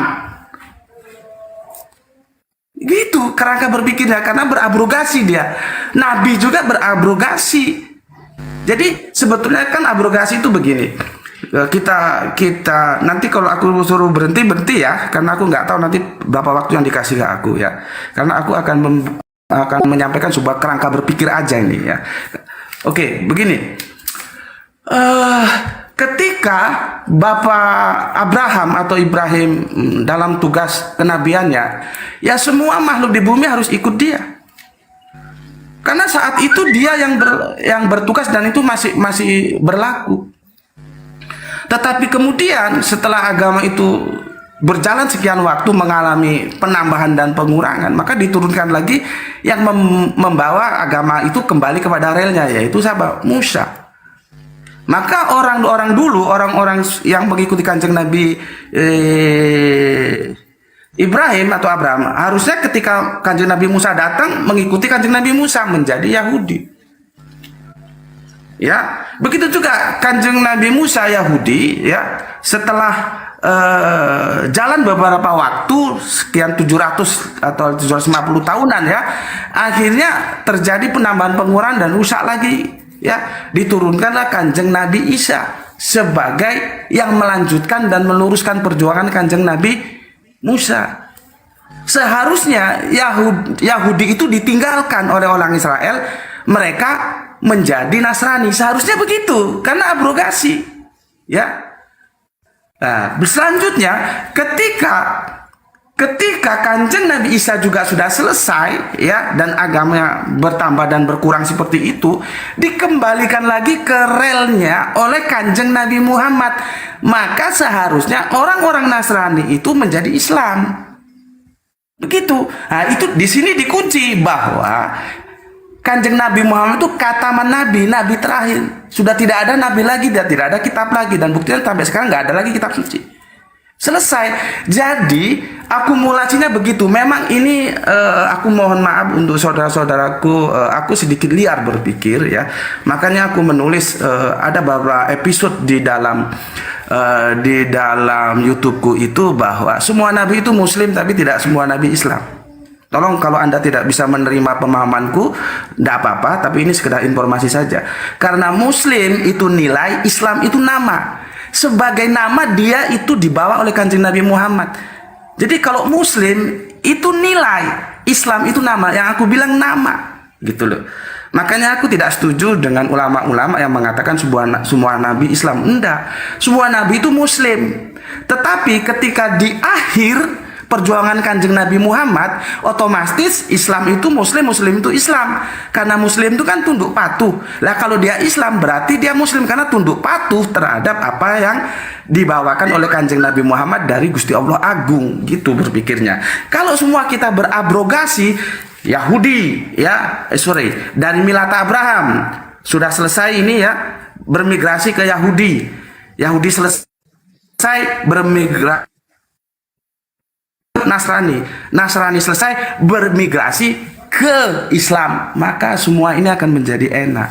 Cuman kan tidak. Jadi Kristen yang itu notabene Nasrani itu mengulangi kesalahannya Yahudi yang tidak mau bermigrasi ke Nasrani, Nasrani tidak mau bermigrasi ke Islam. Itu masalahnya di sana. Cuman kan yang jadi masalah, kerangka berpikir egoisme itu tinggi sekali. Yahudi sendiri, Nasrani sendiri, Islam sendiri, akhirnya terpecah-pecah. Padahal sudah jelas dikatakan dalam Al-Quran, agama yang satu, Abrahamic faith itu satu, dan kunci Abrahamic faith itu terletak pada tauhidnya. Sesuatu kejijikan bagi Abrahamic faith itu, syirik itu dijijikkan, tidak boleh hadir dalam Abrahamic faith gitu. Jadi sebetulnya kalau kita paham tentang abrogasi itu, satu agama, satu waktu, gitu loh. Ini waktunya kanjeng Nabi Musa. Ya pada saat itu Muslim itu apabila dia mengikuti kanjeng Nabi Musa. Nama agamanya apa? Ya Yahudi.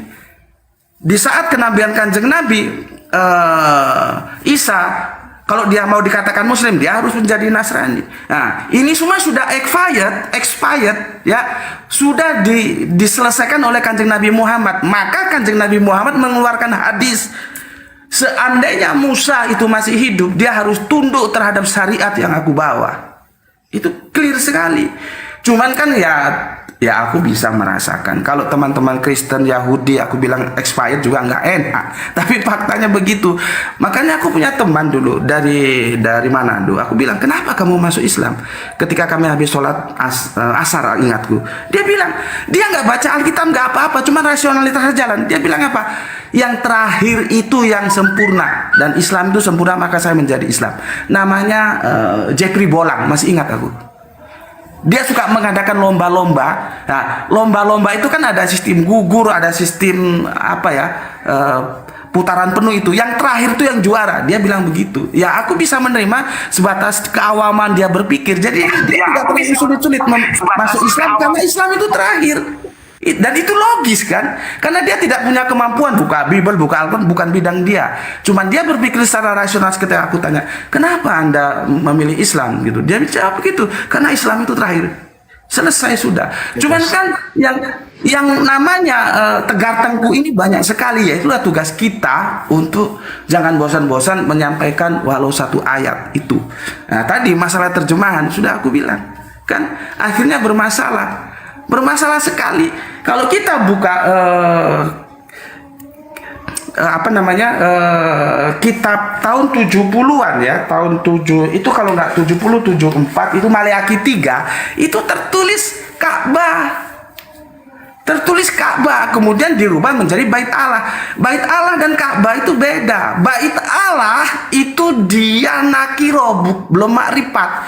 Dia itu umum, belum khusus. Tapi kalau Ka'bah itu sudah makrifat, dia sudah khusus. Bait Allah itu belum tentu Ka'bah, kalau Ka'bah sudah tentu Bait Allah. Sama dengan kita ribet masalah Tuhan dan Allah. Tuhan itu masih, dia itu sifatnya nakiroh, tapi kalau Allah itu sudah makrifat. Karena Tuhan belum tentu Allah, Allah pasti Tuhan. Ya Tuhannya mereka siapa terserah. Kalau Tuhan kita jelas punya nama Allah, clear gitu loh. Nah, makanya terjemahan tadi itu yang disampaikan dalam perdebatan panjang itu bermasalah, dan dia tidak sadar bahwa terjemahan kitab suci itu bukan kitab suci. Di sini masalahnya. Kalau mereka mau kembali ke Yunani itu juga terjemahan. Kan itu terjemahan yang terjemahan katanya orang 70 pakar kan. Ya, itu juga terjemahan jadi kacau. Makanya ketika dalam sebuah acara itu pendeta, dia ketua gereja Indonesia, sekarang sudah sepuh ya, namanya Pendeta Cahyadi Nugroho, tapi dia dari Kristen Tauhid ya. Kristen Tauhid itu bosnya si Donald. Itu dia bicara dalam satu forum. Sabar. Karena dia berbicara tentang terjemahan tapi Pak Cahyadi itu dikasih tahu ngerti gitu loh enaknya. Dokter Cahyadi itu dikasih tahu ngerti. Akhirnya dia bilang, oke lah kalau begitu kami akan berusaha mengembalikan ke bahasa aslinya. Gitu loh. Cuman itu bermasalah juga. Artinya mereka bukan dari bahasa asli ke terjemahan, tapi dari terjemahan ke bahasa asli. Jadi nggak kacau lagi. Oke, mungkin itu dulu dari aku, dan terima kasih untuk saudaraku. Mohon maaf apabila ada salah. Kalau kita bisa ada dulu Pangeran. Kalau tidak ada perbedaan, itu hal yang biasa lah. Matur nuwun, monggo silakan. Makasih Gus. Sebelum ke Bang Nyoma, saya absen dulu ini Pangeran. Pangeran, Anda apa Muslim apa? Ya mungkin saya katakan Muslim. Saya tanya Bang, Anda Muslim atau bukan? Islam Bang, Islam. Oh ya, udah standby dulu lah ya Bang ya. Kalau Muslim. Ini ada yang mau. Abang bisa diatur standby dulu. Kalau nggak bisa ya dibawa dulu ya. Revol, selamat sore, agama Pak. Assalamualaikum. Waalaikumsalam warahmatullahi wabarakatuh. Baik. Warahmatullahi wabarakatuh. Ya, kita tunggu Kristen satu naik ya. Kalau sekiranya Muslim, di sini sudah ada pembicara lah. Kita serahkan Bang Joma, Pak Desugi, sama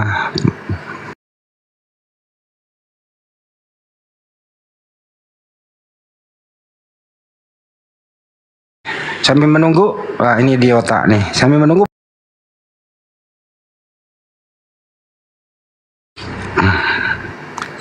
Iya.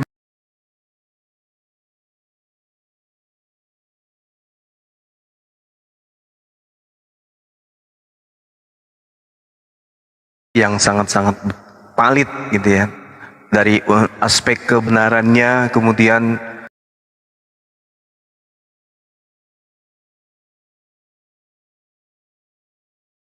ya kayak gitulah jalurnya. Bahwa semua agama yang kemudian berasal dari Tuhan itu taat pada ajaran Nabi Musa, Muslim mereka. Orang yang taat pada ajaran Nabi Isa, Muslim mereka. Jadi nama daripada ajaran yang mereka anut, cakupannya adalah Islam. Kemudian nilai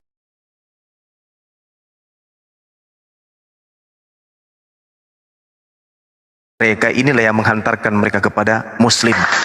Itu sangat luar biasa ya paparan guru kita ini ya, subhanallah. Jadi saya rasa saya hanya ingin mengatakan bahwa Gus jangan kaget dengan saudara-saudara kita Kristen offline, sudah barang tentu di sana tidak ada atau sangat-sangat minim kita mendengarkan kata atau kalimat-kalimat yang asing di kuping. Tapi kalau di TikTok ini ya terkadang muncul pembendaharaan kata yang kata-kata ini adalah berasal dari buku keramat yang seharusnya tidak keluar, tapi mau tidak mau harus keluar untuk kemudian memberikan sedikit titik pencerahan kepada teman-teman yang sudah ibarat sebuah selokan yang buntuh, maka kita butuh kemudian kayu atau pendok berak untuk menghilangkan kebuntuan daripada selokan tadi agar airnya mengalir dengan baik tanpa hambatan. Sungguh pun kita melakukan itu biasa juga masih gagal. Dan saya berharap dengan adanya Gus di tengah-tengah kita ini ya sebagai apa ya? Sebagai alat rem saya pribadi untuk kemudian bisa memberikan edukasi semampu saya kepada teman-teman Kristen, terlebih kepada diri saya sendiri dan juga teman-teman API Apologet Islam Indonesia dan penikmat materi-materi. Simak kalau misalnya Gus kita mau berdiskusi dengan saudara kita di OTA, ya silakan kita siapkan pulpen dan kertasnya. Demikian, silakan. Baik, makasih. Tapi kalau God yang ingin dilancarkan sumbatannya, ya kadang-kadang gitu Gus. Kadang-kadang God itu mengeluarkan bau busuk. Jadi waspada, harus piawai aja Gus. Jadi harus berbesar hati kalau keluar kata-kata yang tidak pantas untuk didengar. Itu sih maksudnya Gus. Ya, siap. Oke. Betul ya Bang Juma ya? Iya betul. Iya. Baik. Diota, selamat sore bro. Selamat sore Bang. Oke, ada yang mau disampaikan Bang atau Zuma, ada yang kenal. Ya, silakan Bang. Ada Gus Bandi ya. Selamat kenal. Salam kenal Pak. Bandi. Ada Bang Sugi juga di bawah ya. Bang Sugi. Kok tahu? Ya, kemarin kan sudah tadi malam ya, sudah kenal. Ya kan nama saya sekarang Bibel Berjalan. Dikenalnya kan Pak Sugi. Dia udah tahu baunya Pak De. Silakan Pak Diota, ada yang mau disampaikan Bang? Kira-kira ada yang belum ke puncak? Silakan di puncak-puncakkan aja sekarang. Terima kasih banyak ini kesempatan yang diberikan. Mungkin izin bertanya, izin belajar dengan abang-abang semua yang sedang menjadi ketertarikan bagi saya itu melanjutkan tadi malam sudah sedikit banyak diajari sama Bang Andi, sama Bang Sugi. Ketertarikan saat ini tuh sudah sampai dengan tadi sekilas saya dengar dari Gus Bandi membahas tentang sang nabi ya, nabinya Islam, Nabi Muhammad. Jadi saya sedang mempelajari beliau secara personil, secara historical, mungkin bisa dibantu bagi saya, mungkin banyak pemahaman saya tentang beliau yang belum saya tahu. secara garis besar itu sekeren apakah beliau gitu ya. Jadi bagi saya ini makhluk, ini ciptaan satu yang memang sesempurna apakah dia. Mungkin bisa dibantu sedikit cerita atau histori atau sejarah, tapi tolong jangan disampaikan dari Alkitab karena memang itu udah tutup buku ya bagi saya. Mungkin ada dari Al-Quran sendiri yang bisa menjadi referensi. Terima kasih Bang Zuma, Bang Bandi, mungkin bisa pencerahannya. Terima kasih. Makasih. Jadi sebelum dijawab, ini Bang Diota ini sedang mencari yang mana yang benar begitu. Silakan, siapa yang mau memberikan edukasi? Bang Juma. Ya, berdua aja Bang Juma atau Bang Gus Batik dulu apa Bang Juma dulu? Gus Betik dulu. Beliau dulu. Iya. Coba bisa diulang pertanyaannya tadi ada yang lewat kurang jelas nih. Pertanyaan intinya apa? Diulang coba Bang Diota. Bang Bandi, pertanyaannya tolong ceritakan kepada saya. Tolong jelaskan kepada saya itu tentang sang nabi. Nabinya Islam itu, Nabi Muhammad. Itu Bang Bandi. Diceritakan secara umum aja ya. Boleh, secara general sepengetahuan Bang Bandi deh. Iya, tapi nanti tolong kalau jangan direferensikan ke Alkitab ya. Tidak usah. Iya. Iya. Oke. Terima kasih. Bang Bandi. Oke. Terima kasih untuk saudaraku ya, Bang Dioda. Nggak tahu Mas Dioda ada di mana, mungkin nanti bisa dikonfirmasi. Dan sebentar. Oke. Dan terima kasih untuk semua saudara-saudaraku yang memberikan waktu untuk aku bisa gabung sama kalian semuanya di sini. Kita harus, ini kerangka berpikirku beda ya. Nanti teman Islam juga perlu perhatikan, ya. Teman Kristen atau yang kafir-kafir juga perhatikan. Kalau beda nanti sesama Islam kalau nggak setuju nggak usah dipakai, nggak ada masalah gitu, ya. Karena aku juga kan belum tentu benar. Gitu ya. Nanti kalau aku salah ya disalahkan. Jadi kalau ada teman Islam menyalahkan aku juga nggak ada masalah gitu. Karena aku berpikir kerangkanya akademis gitu ya. Jadi jadi gini, kalau aku debat itu ya, waktu aku debat di Bali sama Kristen tapi perspektifnya itu Lebanon, bukan si Bambang Nursena. Bambang Nursena itu kan Syria, ini yang Lebanon ya. Aku bilang begini, Islam saya itu saya simpan dalam lemari dan itu milik keindahan saya sendiri. Maka saya sekarang di sini menggunakan otak saya. Jadi apapun yang saya keluarkan dari pernyataan saya itu bukan karena Islam saya, tapi karena kerangka berpikir akademis otak seperti itu gitu. Jadi aku nggak mau dibilang Gus Betik bilang Islam begitu ya tentu saja karena dia orang Islam. Aku nggak mau begitu. Jadi aku ingin mengajak semua kita itu berpikir secara natural, yang itu aksiomatik, tidak bisa lagi dibantah, kebenarannya memang begitu gitu. Oke, sekarang aku mulai. Sosok Kanjeng Nabi Muhammad ya, itu kapan dia menjadi nabi? Itu harus di-clearkan dulu. Kapan kita harus memberikan ketundukan kita kepada beliau? Ya, makanya aku mengkritik saudara-saudaraku sendiri ketika memperingati kelahiran. Kalau pijakannya 12 Rabiul Awal itu bukan kelahiran Nabi. Ya, 12 Rabiul Awal itu bukan kelahiran Nabi Muhammad, tapi itu kelahiran Muhammad bin Abdullah. Ya, kan di sini saja sudah beda toh kerangka berpikirku gitu ya. Seharusnya kita tanya dulu, kita mau memperingati kelahiran Muhammad bin Abdullah atau Muhammad Rasulullah?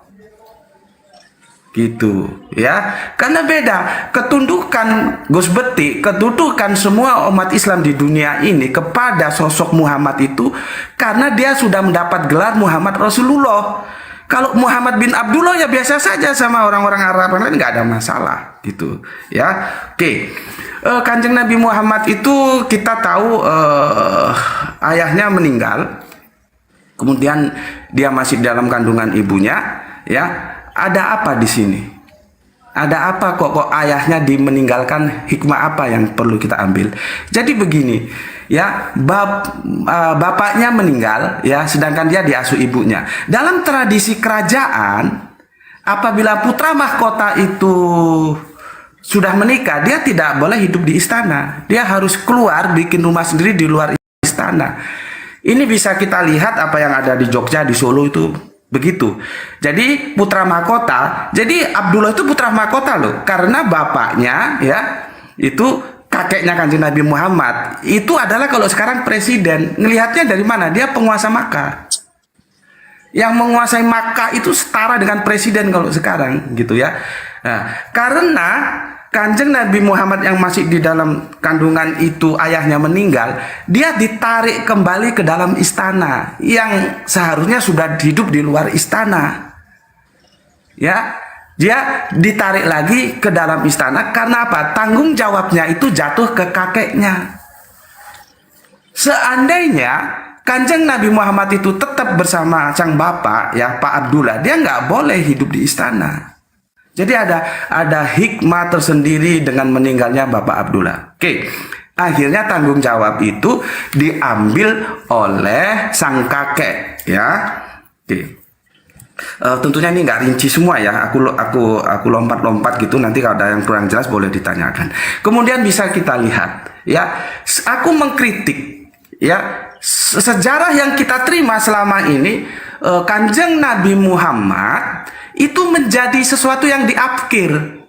Bunda Halimah Sa'diyah datang bersama rombongannya dari gunung, ya, terus ke kota Mekah, terus cari anak susu. Yang kita terima dongeng-dongeng selama ini, Kanjeng Nabi Muhammad itu terafkir.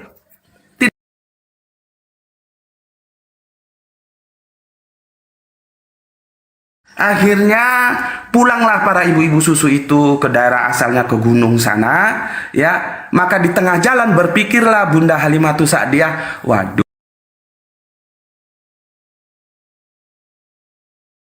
malu, ya. Akhirnya turunlah kembali ke Makkah dan mengambil Kanjeng Nabi Muhammad untuk menjadi anak susunya dan dibawa naik ke atas. Apakah cerita itu bisa dipertanggungjawabkan? Menurut aku tidak. Seorang presiden, dia punya cucu, ya, dia punya cucu, dia mau cari siapa yang bisa mengasuh cucunya. Kira-kira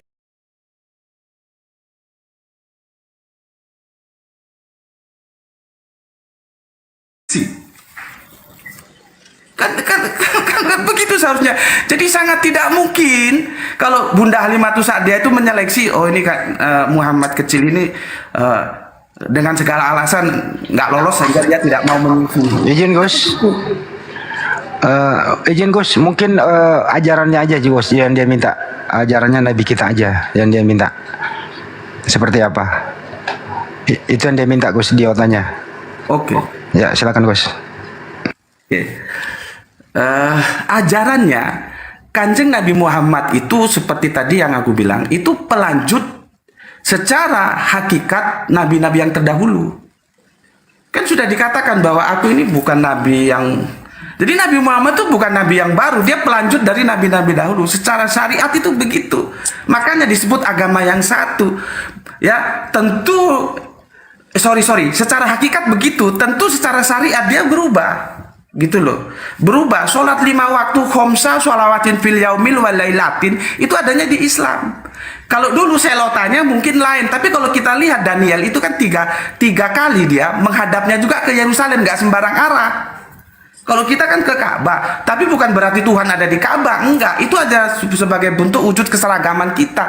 Jadi beribadah juga diatur, nggak sembarang madhab masuk mau-maunya, kecuali kondisi tertentu. Jadi kalau ditanya, ajaran Kanjeng Nabi Muhammad itu pelanjut dari nabi-nabi yang terdahulu secara hakikat, tetapi secara syariat tentu berbeda. Makanya aku bilang kepada teman-teman Kristen biasanya yang mau mu'alaf, aku bilang, ketika Anda masuk Islam, Anda tidak kehilangan Isa, Anda tidak kehilangan Yesus. Justru Islam memposisikan Yesus atau Isa secara tepat. Di mana Yahudi itu menjatuhkannya ke titik nol, ya, disalib, diteranjangi sampai sedemikian rupa. Kemudian Kristen kebablasan, menaikkan sampai di atas kulminasi sebagai Allah. Lah Islam datang, seperti gue bilang tadi, abrogasinya datang, dibenarkan kepada tracknya bahwa memang benar kita angkat dari yang dijatuhkan oleh Yahudi itu, kita angkat dia nabi, kita angkat toh, tapi kita turunkan juga apa yang dilakukan oleh Kristen. Dia bukan Allah, dia hamba Allah.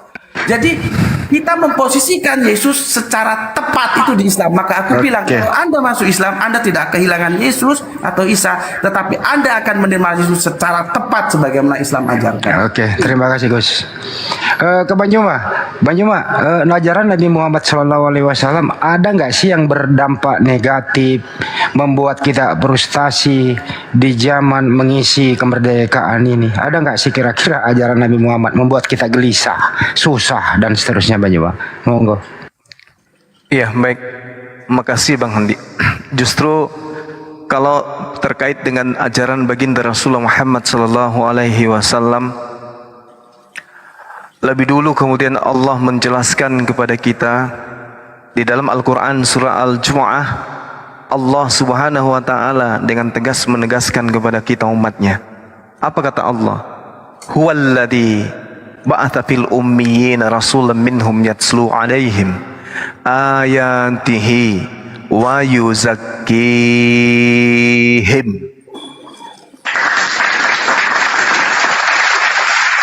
Allah menjelaskan, dialah Allah Rabbus samawati wal ard, yang menciptakan langit dan bumi, yang mengutus seorang rasul dari kaum yang tidak terpelajar tentang Taurah, tidak terpelajar tentang Mazmur, tidak terpelajar tentang Injil, tidak terpelajar tentang kitab-kitab terdahulu, kemudian hidup di kalangan orang-orang jahiliyah seorang diri, jauh dari masa kenabian, jauh dari masa kerasulan, jauh dari masa pewahyuan kitab-kitab suci sebelum beliau.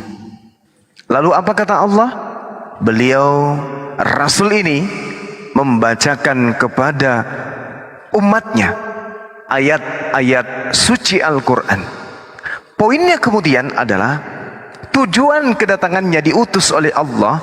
Kalau nabi-nabi terdahulu diajarkan kemudian untuk mensucikan diri dengan kurban, dengan persembahan hewan dan seterusnya, Allah kemudian mengajarkan dengan simpul wa yuzakkihim.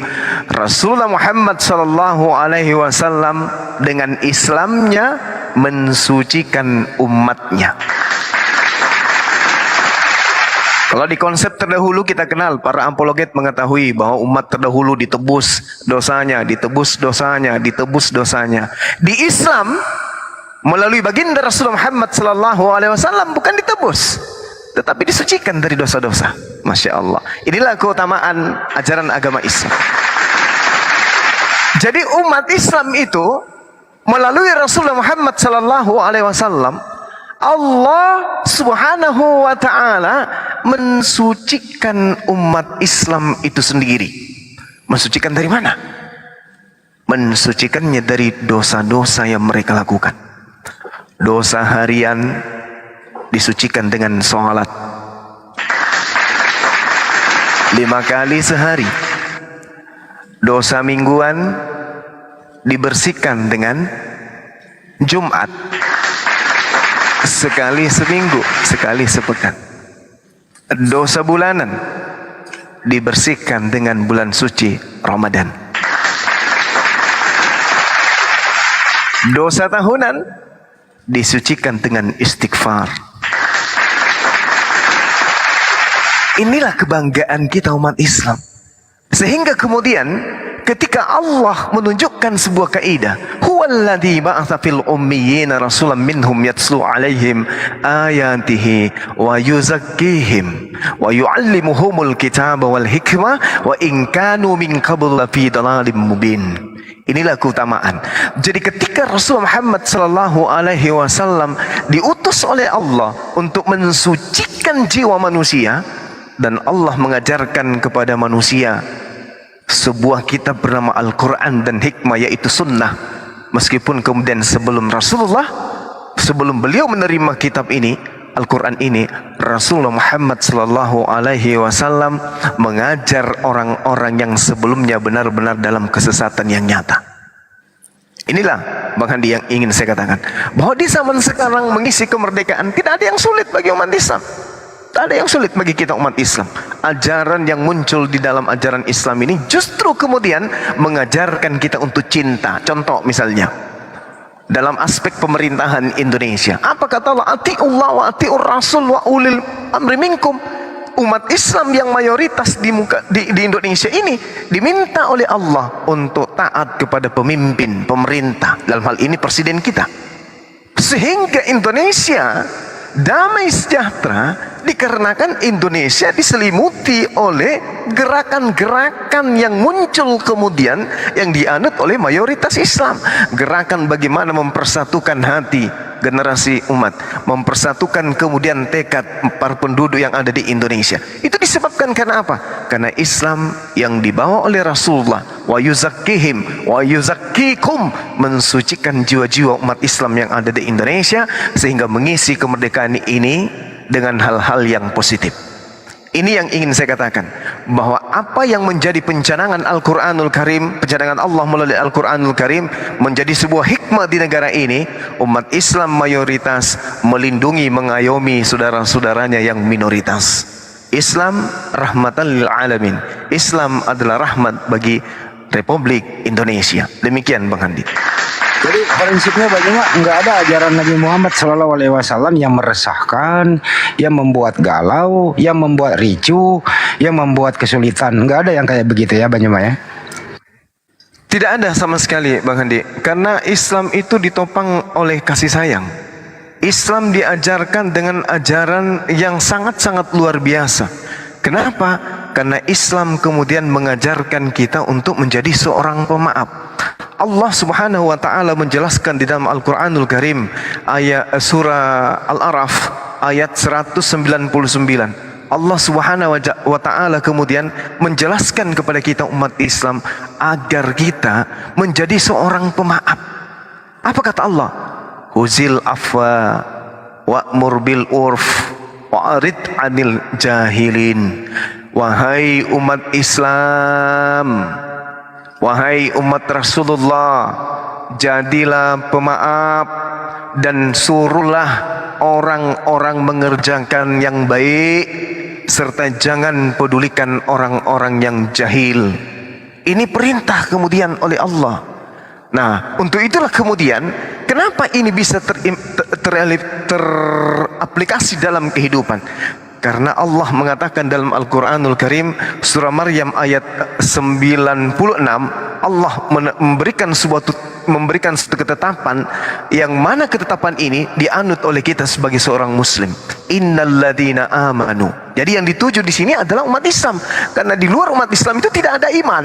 Di luar agama Islam itu hanya kepercayaan, hanya keyakinan, tapi tidak sampai kepada level iman. Kata Allah, innalladzina amanu wa amilus solihat sayaj'alu lahumur rahmanu wudda. Sesungguhnya, sungguh-sungguh orang-orang yang beriman, orang Islam nih ceritanya, dan mengerjakan kebajikan, salat, puasa, zakat dan seterusnya, kelak Allah yang Maha Pengasih akan menanamkan rasa kasih sayang dalam hati mereka. Bayangkan itu, Bang. Bayangkan itu. Jadi orang yang menjadi Islam, orang yang memeluk ajaran agama Islam, di hati mereka, dalam kehidupan mereka, Allah sudah katakan, saya ja'alu lahumur rahmanu wadda. Aku Tuhan akan menanamkan rasa kasih sayang kepada umat Islam di dalam hatinya.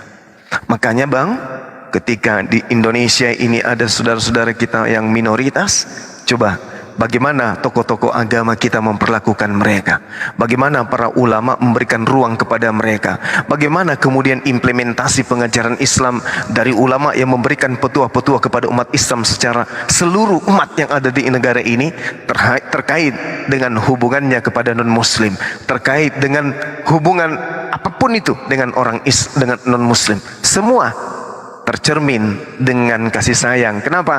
Karena dalam diri umat Islam itu ditanamkan kasih dan sayang. Jadi bukan hanya kasih di Islam itu, ada sayangnya juga. Lahumur rahman waddan, itu kata Allah. Aku akan menanamkan kasih sayang di dalam hati setiap umat Islam. Dan kalau itu kita sudah miliki, maka yang muncul kemudian adalah kasih sayang. Kenapa saya ada di sini? Kenapa Gus Subandi ada di sini? Kenapa Hisugi ada di sini? Kenapa Pera Ester ada di sini? Tidore, kemudian Bang Handi dan semua Bunda Blokir ada di sini. Kenapa? Karena ditopang oleh rasa kasih sayang kepada saudara-saudara kita yang belum mendapatkan sinar cahaya Islam. Kita rindu mereka untuk mengenal Islam. Kita rindu mereka untuk mengenal Allah. Karena berkat kasih sayang inilah kemudian kita hadir di sini untuk memberikan Islam adalah satu-satunya jalan menuju kepada jannah. Demikian Bang Handi. Silakan yang lain. Oke, terima kasih Bang Jemaah. Bang Diota, dimengerti atau ada sanggahan atau ada pertanyaan selanjutnya? Silakan. Terima kasih Bang Andi. Terima kasih Bang Zuma, Bang Bandi. Sama-sama. Sedikit mungkin kemampuan saya dalam menerima, memahami yang disampaikan. Hanya ada kerangka berpikir bagi saya tentang beliau.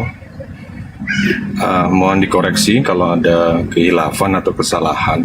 Jadi cara saya mempelajari beliau itu, polanya yang pertama adalah ada sebuah yang membuat saya penasaran dan tertarik terhadap beliau itu adalah sesempurna itu bagaimana kita belajar tentang seseorang. Kalau saya akan berusaha menjadi dia pada saat itu, pada zamannya. Ini kerangka berpikir saya. Maka saya akan coba ketika saya lahir sampai saya berkembang, tumbuh, besar menjadi seorang nabi. Ada beberapa referensi yang pernah saya baca, begitu besarnya kemampuan beliau, hingga di masanya dia sangat disegani, sangat dihormati, bahkan ekspan sampai ke Asia ini, ajaran beliau. Apakah salah satunya? Pertama mungkin sifat beliau yang beberapa hal yang saya tahu yang dikatakannya dia adalah seorang makhluk yang sangat cerdas. Nah, satu kata itu saya tafsirkan atau saya coba cari apa sih yang membuat yang dikategorikan beliau itu cerdas. Ternyata saya baca dari surah pertamanya di Islam ini, ketika beliau menerima wahyu, beliau katanya itu tidak bisa membaca. Nah, ini bukti bahwa kecerdasan beliau itu kuat di dalam menghafal, kan? Itu logika saya. Beliau tuh kuat menghafal, mengingat. Itu salah satu titik kecerdasan menurut saya. Jadi ini berarti logik bagi saya. Mungkin ada beberapa sifat yang lain, jujur mungkin atau apa gitu ya. Apakah poin pertama ini yang mendongkrak beliau begitu disegani? Bahkan katanya, ceritanya orang terkaya di sana sebagai seorang sahabat beliau, orang terkuat bahkan ya, mungkin sekelas tentara lah seperti itu tunduk atau patuh terhadap beliau gitu. Jadi yang ingin saya dapatkan suasana kehidupan beliau tersebut yang membuat beliau tuh jadi seperti itu, begitu perfectnya beliau gitu. Mungkin bisa diceritakan kepada saya, diinformasikan, diajarkan ke saya tentang hal apa-apa saja yang mensupport menjadikan beliau tuh menjadi seorang sosok seperti itu di luar konteks kewahyuan atau kenabiannya. Karena kalau sudah memang terpilih atau sosok yang memang dia itu sebagai seorang nabi, pilihan Tuhan, itu di luar konteks itu yang saya harapkan. Begitu Bang Zuma, Bang Bandi, Bang Handi. Oke, cukup. Sebelum ke Bang Juma, bisa disebutkan nggak menyebutkan nama beliau? Anda agak grogi kayaknya menyebut nama beliau. Bisa disebutkan namanya? Atau grogi menyebut namanya Nabi Muhammad SAW? Silakan. Muhammad. Oke, makasih. Silakan Bang Juma. Mungkin Gus kita dulu, guru kita dulu. Oke, boleh. Silakan berbagi. Lu. Oke, Oh iya. terima kasih untuk waktu yang diberikan. Jadi begini, saudaraku, kalau kita berbicara tingkat kecerdasan beliau, ya Pak Tonah, itu bisa kita lihat bagaimana beliau membangun peradaban di Madinah, gitu loh. Tapi gimana ya? Aku itu kadang-kadang mau berbicara apa adanya, agak ada kendala lah gitu ya, karena aku itu over living gitu loh. Tapi sudahlah, yang penting substansinya sampean semua tahu ya. Kenapa disebut Madinah? Itu namanya Yatsrib, ya. Makanya terjemahan di surat Al-Kahfi itu sebetulnya tidak bisa diterjemahkan kota. Itu ada salah terjemahan, tapi itu harusnya Madinah itu adalah kota atau wilayah di mana hukum Islam itu bisa ditegakkan. Itu baru disebut Madinah. Artinya kalau di Indonesia ini kita bisa menegakkan Islam, ya, seperti bagaimana Kanjeng Nabi Muhammad menegakkan Islam di Madinah sehingga dia menjadi sesuatu membumbung peradaban tinggi, ya kita layak disebut Madinah. Jadi Madinah itu bukan hanya Yatsrib, Madinah itu sebutan gitu loh. Di mana saja ketika kita bisa berquran itu disebut Madinah. Makanya nanti ada konsep Al-Quran, Al-Insan, Al-Ahwan. Untuk apa manusia kalau nggak ada Quran? Untuk apa Quran kalau nggak ada manusia? Ada manusia, ada Quran. Manusia mau berquran, tapi dia perlu Al-Ahwan, dia perlu teritorial. Itulah kenapa Kanjeng Nabi harus hijrah ke Madinah, karena teritorial Mekah masih dikuasai oleh Arab-Arab pagan. Di sana Islam tidak bisa diaktualisasikan dalam kehidupan. Nah, ini bisa kalian lihat di YouTube. Gue bukan promosi loh ya, cuman kan penjelasan ini rinci. Itu aku jelaskan di channel YouTubeku Subandi Sukoco. Apakah Isra Mi'raj seperti yang kita bayangkan ada kalau nggak salah 12 episode? Ya, oke, aku mau melanjut ke masalah kecerdasannya. Bagaimana sosok ini bisa memimpin menjadi presiden kalau sekarang, ya, yang dipahami keliru oleh publik. Dia kira semua komunitas yang ada di Madinah itu adalah Islam. Tidak. Di sana juga itu plural. Ada Islam, ada ahli kitab. Ahli kitab juga terbagi dua. Ada Yahudi, ada Nasrani. Ada lagi yang bukan Yahudi, bukannya Nasrani, yang nggak jelas, yang pagan-pagan itu ada. Jadi pernah di suatu kampus itu ya, ada mahasiswa, ya namanya mahasiswa kita maklumi lah ya. Ketika kita diskusi tentang ini, diceritakan di situ, dia langsung ke depan berdiri. Jelas saja Islam bisa diaktualisasikan di Madinah karena Madinah Islam semua. Nah, ini kan salah. Di Islam itu tidak semua 100% Islam. Kalau mayoritas oke. Ya, tapi ada juga yang bukan Islam dan di sana bisa hidup damai karena Kanjeng Nabi mengatakan ya, soal ngurus negara kita bareng-bareng, soal agama kita sendiri-sendiri. Bagaimana hebatnya itu?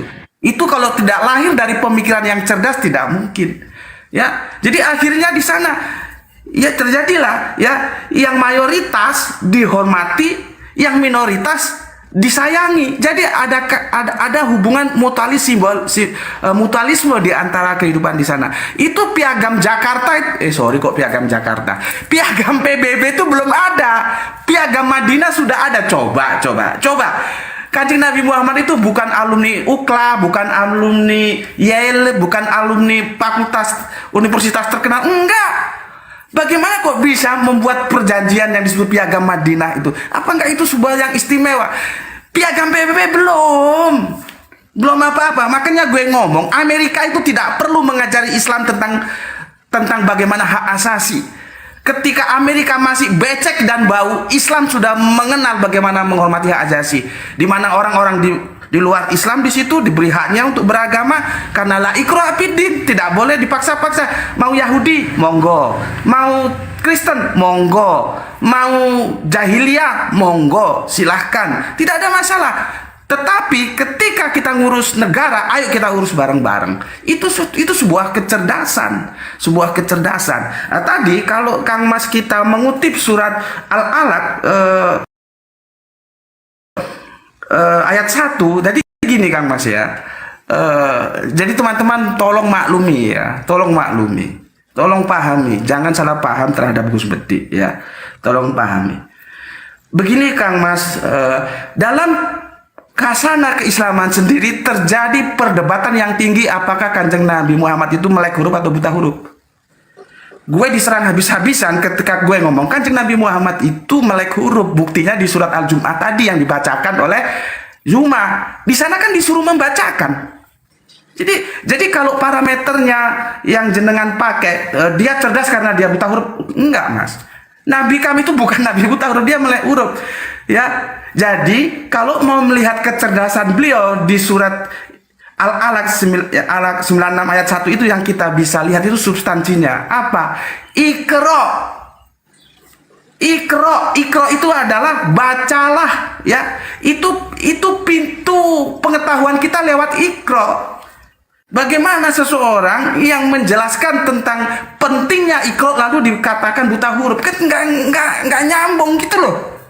Nggak mungkin lah, ya nggak mungkin. Itu bisa lihat di video saya juga, saya sudah bahas itu bahwa Kanjeng Nabi Muhammad itu tidak buta huruf ya. Tapi ini perdebatan di internal kita. Kalau ada saudaraku yang bilang melek buta huruf ya nggak apa-apa, silahkan saja ya. Ini supaya clear, kita akademis itu bla-blaan, nggak ada yang ditutup-tutupi ya. Jadi bukan itu, bukan karena buta huruf terus bisa menjadi pemimpin dia cerdas, enggak. Kanjeng Nabi itu melek huruf. Ya, kalau kita mengutip ke surat 96, surat Al-Alaq ayat 1 itu, keistimewaannya adalah bagaimana kata Iqra itu bisa disampaikan oleh Kanjeng Nabi dari wahyu yang diterima. Nggak ada Mas. Makanya di dalam Islam itu akal itu harus diutamakan. Di surat 110 atau 10-100 ya, Allah murka terhadap orang-orang yang tidak menggunakan akalnya. Maka di dalam Islam itu berpengetahuan dulu baru beriman, tidak beriman dulu baru berpengetahuan ya. Dan sudah jelas kita tahu bahwa Iqra itu adalah pintu untuk kita berpengetahuan. Jadi subhanallah ya, bagaimana kecerdasan beliau ya sebagai sosok ya. Tapi kalau bilang ya itu wajar saja Nabi ya, memang Nabi gitu ya. Tapi kan jenengan minta di luar itu, oke. Mantap Gus. Saya kira dulu nanti bisa dilanjutkan teman-teman lain. Matur nuwun. Siap Gus, Masya Allah. Silakan Gurunda. Oke, baik. Sahabat-sahabat sekalian ya, sangat luar biasa apa yang dipaparkan oleh Gus Betik guru kita ya. Jadi saya sepakat, ternyata saya dengan beliau sepakat dalam hal ini bahwa baginda Rasulullah Muhammad SAW itu ummi, induk atau pemimpin. Ya, induk, ummi, ibu, pemimpin. Orang-orang yang tidak mengerti tentang konsep kenabian, tentang konsep kerasulan, tentang firman Tuhan yang datang kepada nabi-nabi sebelum beliau. Rasulullah buta Torah, buta Ibrani, buta Aramaik, buta Yunani. Rasulullah buta kitab-kitab terdahulu, tetapi Rasulullah Muhammad SAW tidak buta aksara Quran. Jadi Al-Quran menjelaskan gini terkait dengan beliau. Bismillahirrahmanirrahim. Bil bayyinati waz zubur wa anzalna ilaika dzikr litubayyina linnasi. Jadi Allah menerangkan kemudian apa kata Allah di situ? Aku utus kemudian az-zikr, aku wahyukan Al-Quran kepadamu Nabi Muhammad. Apa tujuan Al-Quran ini aku turunkan, aku wahyukan kepadamu? Tujuannya aku memilih engkau sebagai rasul dan penutup para nabi karena engkau cerdas, karena engkau pintar, karena engkau jujur, karena engkau amanah, karena engkau kemudian terpercaya. Maka engkau kuutus untuk menerangkan kemudian apa yang ada di dalam Al-Quran kepada seluruh umat manusia. Coba kita lihat sahabat-sahabat sekalian, orang sekolah sampai gelar profesor, orang sekolah sampai gelar kiai, ulama, mereka butuh waktu, mereka butuh sekolah formal, mereka butuh pendidikan, mereka butuh kemudian dana, tenaga, pemikiran, dan seterusnya. Untuk apa? untuk hanya mengerti satu huruf di dalam Al-Quranul Karim. Satu huruf, seorang ulama harus sampai jauh-jauh meninggalkan kota negara Indonesia sampai ke Serambi sana untuk kemudian belajar satu huruf Al-Quran. Rasulullah Muhammad sallallahu alaihi wasallam tidak pernah kemudian melakukan hal yang demikian. Rasulullah kemudian tidak pernah menduduki kemudian keadaan di mana beliau daftar pustaka. Beliau melakukan riset, beliau melakukan penelitian, beliau melakukan angket, les dan seterusnya, nggak pernah. Seketika kemudian Allah memerintahkan kepada beliau, Allah mengatakan, litubayyina linnasi, tujuan engkau untuk menerangkan kepada seluruh manusia apa yang telah diturunkan kepada seluruh manusia itu, agar mereka memikirkan. Coba. Jadi apa yang akan dipikirkan oleh manusia, apa yang akan diungkap oleh manusia, apa yang akan menjadi temuan manusia di dalam kehidupannya di dalam dunia ini, dalam fase kehidupan zaman beliau hadir, zaman setelahnya sampai kiamat, itu sudah diterangkan oleh beliau terlebih dahulu. Orang berbicara mengenai embrio, beliau sudah jelaskan lebih dulu. Orang berbicara mengenai ekonomi, beliau sudah jelaskan lebih dulu. Orang berbicara mengenai politik, berbicara mengenai hukum, berbicara mengenai ketatanegaraan, berbicara mengenai wanita, berbicara mengenai manusia dan hubungannya dengan kehidupan di atas muka bumi. Rasulullah Muhammad sallallahu alaihi wasallam lebih dulu kemudian menjelaskan kepada kita melalui ajaran beliau. Jadi seorang rasul mutlak harus memiliki kecerdasan. Untuk apa? Untuk menjelaskan ajaran yang diterimanya kepada kaumnya. Kalau Nabi Musa kemudian menjelaskan Taurat kepada hanya sekelompok manusia, Nabi Isa hanya kepada sekelompok manusia, baginda Rasulullah Muhammad sallallahu alaihi wasallam bukan hanya sekelompok manusia saja, bukan hanya cakupan manusia saja, tetapi mencakup segala zaman, sehingga cakupan daripada penyampaiannya tidak boleh hanyut oleh zaman, tidak boleh tertinggal oleh zaman, tidak boleh lekang dimakan oleh waktu, sehingga muatan-muatan penyampaiannya, narasi-narasi pengajarannya, apapun yang menjadi keputusannya, apapun yang menjadi sunnahnya, harus teriring berjalan bersama dengan perkembangan zaman kehidupan manusia. Secanggih apapun, semodern apapun, apa yang terlontar dari lisan orang yang tercerdas di atas muka bumi ini tidak boleh gerus tertinggal oleh waktu dan zaman. Dia bukan orang biasa. Sehebat-hebatnya temuan seorang profesor, secanggih-canggihnya sebuah temuan, maka temuan dan kehebatan itu akan terbawa, tergerus, hanyut kemudian ditinggal oleh zaman. Tapi baginda Rasulullah Muhammad sallallahu alaihi wasallam, Masya Allah, apa yang belum diungkap oleh ilmuwan, para cendekiawan, para pakar kemudian sudah ditemukan oleh beliau. Bahkan ini dicamkan, bahkan sudah lebih dulu ditemukan, disampaikan, diuraikan, dijelaskan, ditafsirkan oleh beliau. Namun pemikiran kita, mata yang ditemukan oleh beliau lebih dulu. Nanti ketika muncul temuan barulah kita tersadar, subhanallah, ternyata temuan baru ini sudah ditemukan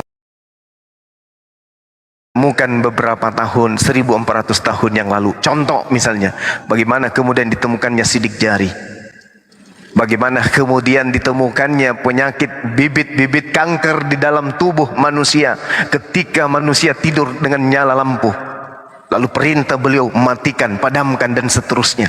Ada hikmah di balik yang sudah disampaikan 1400 tahun ditemukan pada zaman hari ini. Bagaimana sidik jari ditemukan, bagaimana embrio ditemukan, bagaimana api di bawah lautan ditemukan, bagaimana laut kemudian terbagi dua dan tak pernah menyatu. Semua sudah dijelaskan.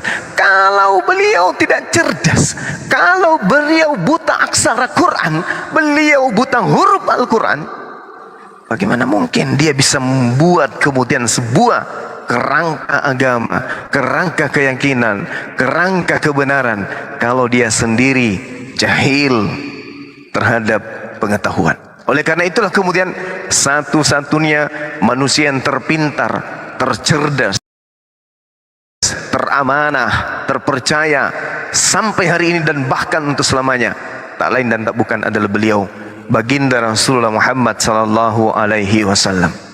Nabi Musa didampingi Nabi Harun, Isa alaihissalam didampingi kemudian oleh Nabi Yahya. Baginda Rasulullah Muhammad sallallahu alaihi wasallam seorang diri di tengah-tengah dunia yang sangat-sangat jahiliyah.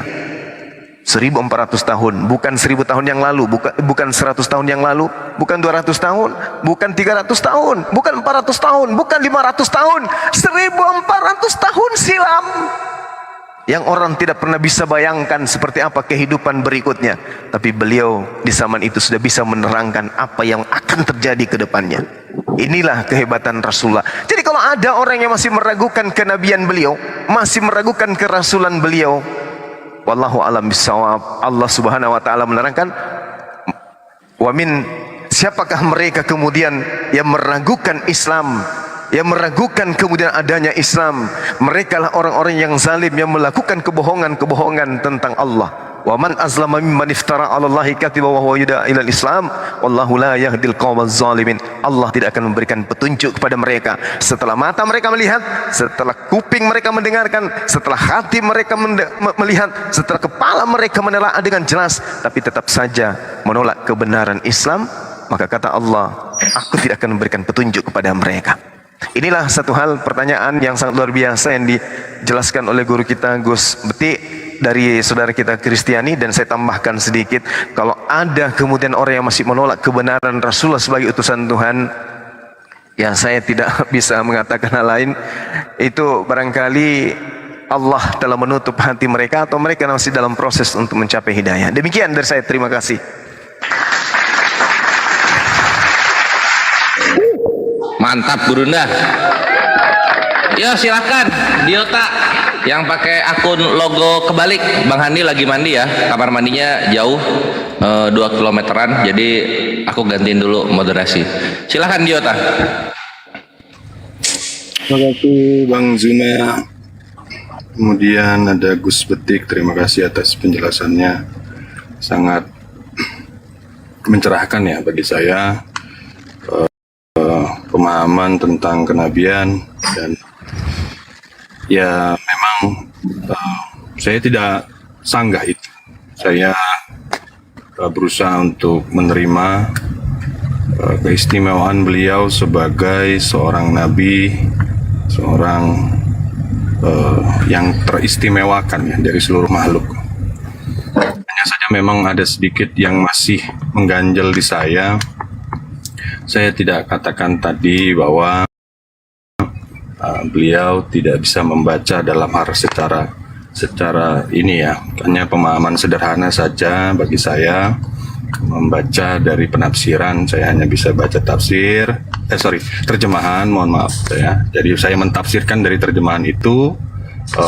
Ketika disampaikan suruh baca itu mungkin ketika Jibril malaikat menyampaikan menyampaikan ke beliau itu dalam konteks menunjukkan tulisan atau mengikuti apa yang dia sampaikan, itu mungkin pemahamannya ke sana. Jadi ini aku masuk dikit ya Diota soal Iqra ya. Itu ya. Jadi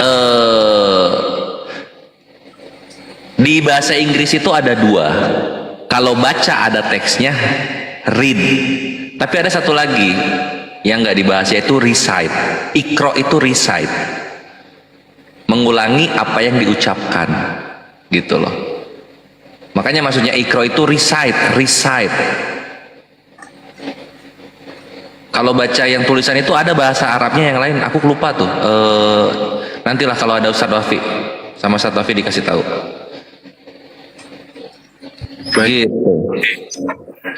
Wah, guru saya Coba untuk memahami itu. Ya. Jadi, tidak ada perdebatan bagi saya mengenai apa yang disampaikan malaikat ke Nabi tentang bagaimana ia disuruh untuk membaca, karena dua-duanya bisa saya terima secara logika saya. Baik membaca secara lisan ataupun mengikuti apa yang disampaikan itu Itu bagi saya bisa menerima itu, tidak masalah itu. Tapi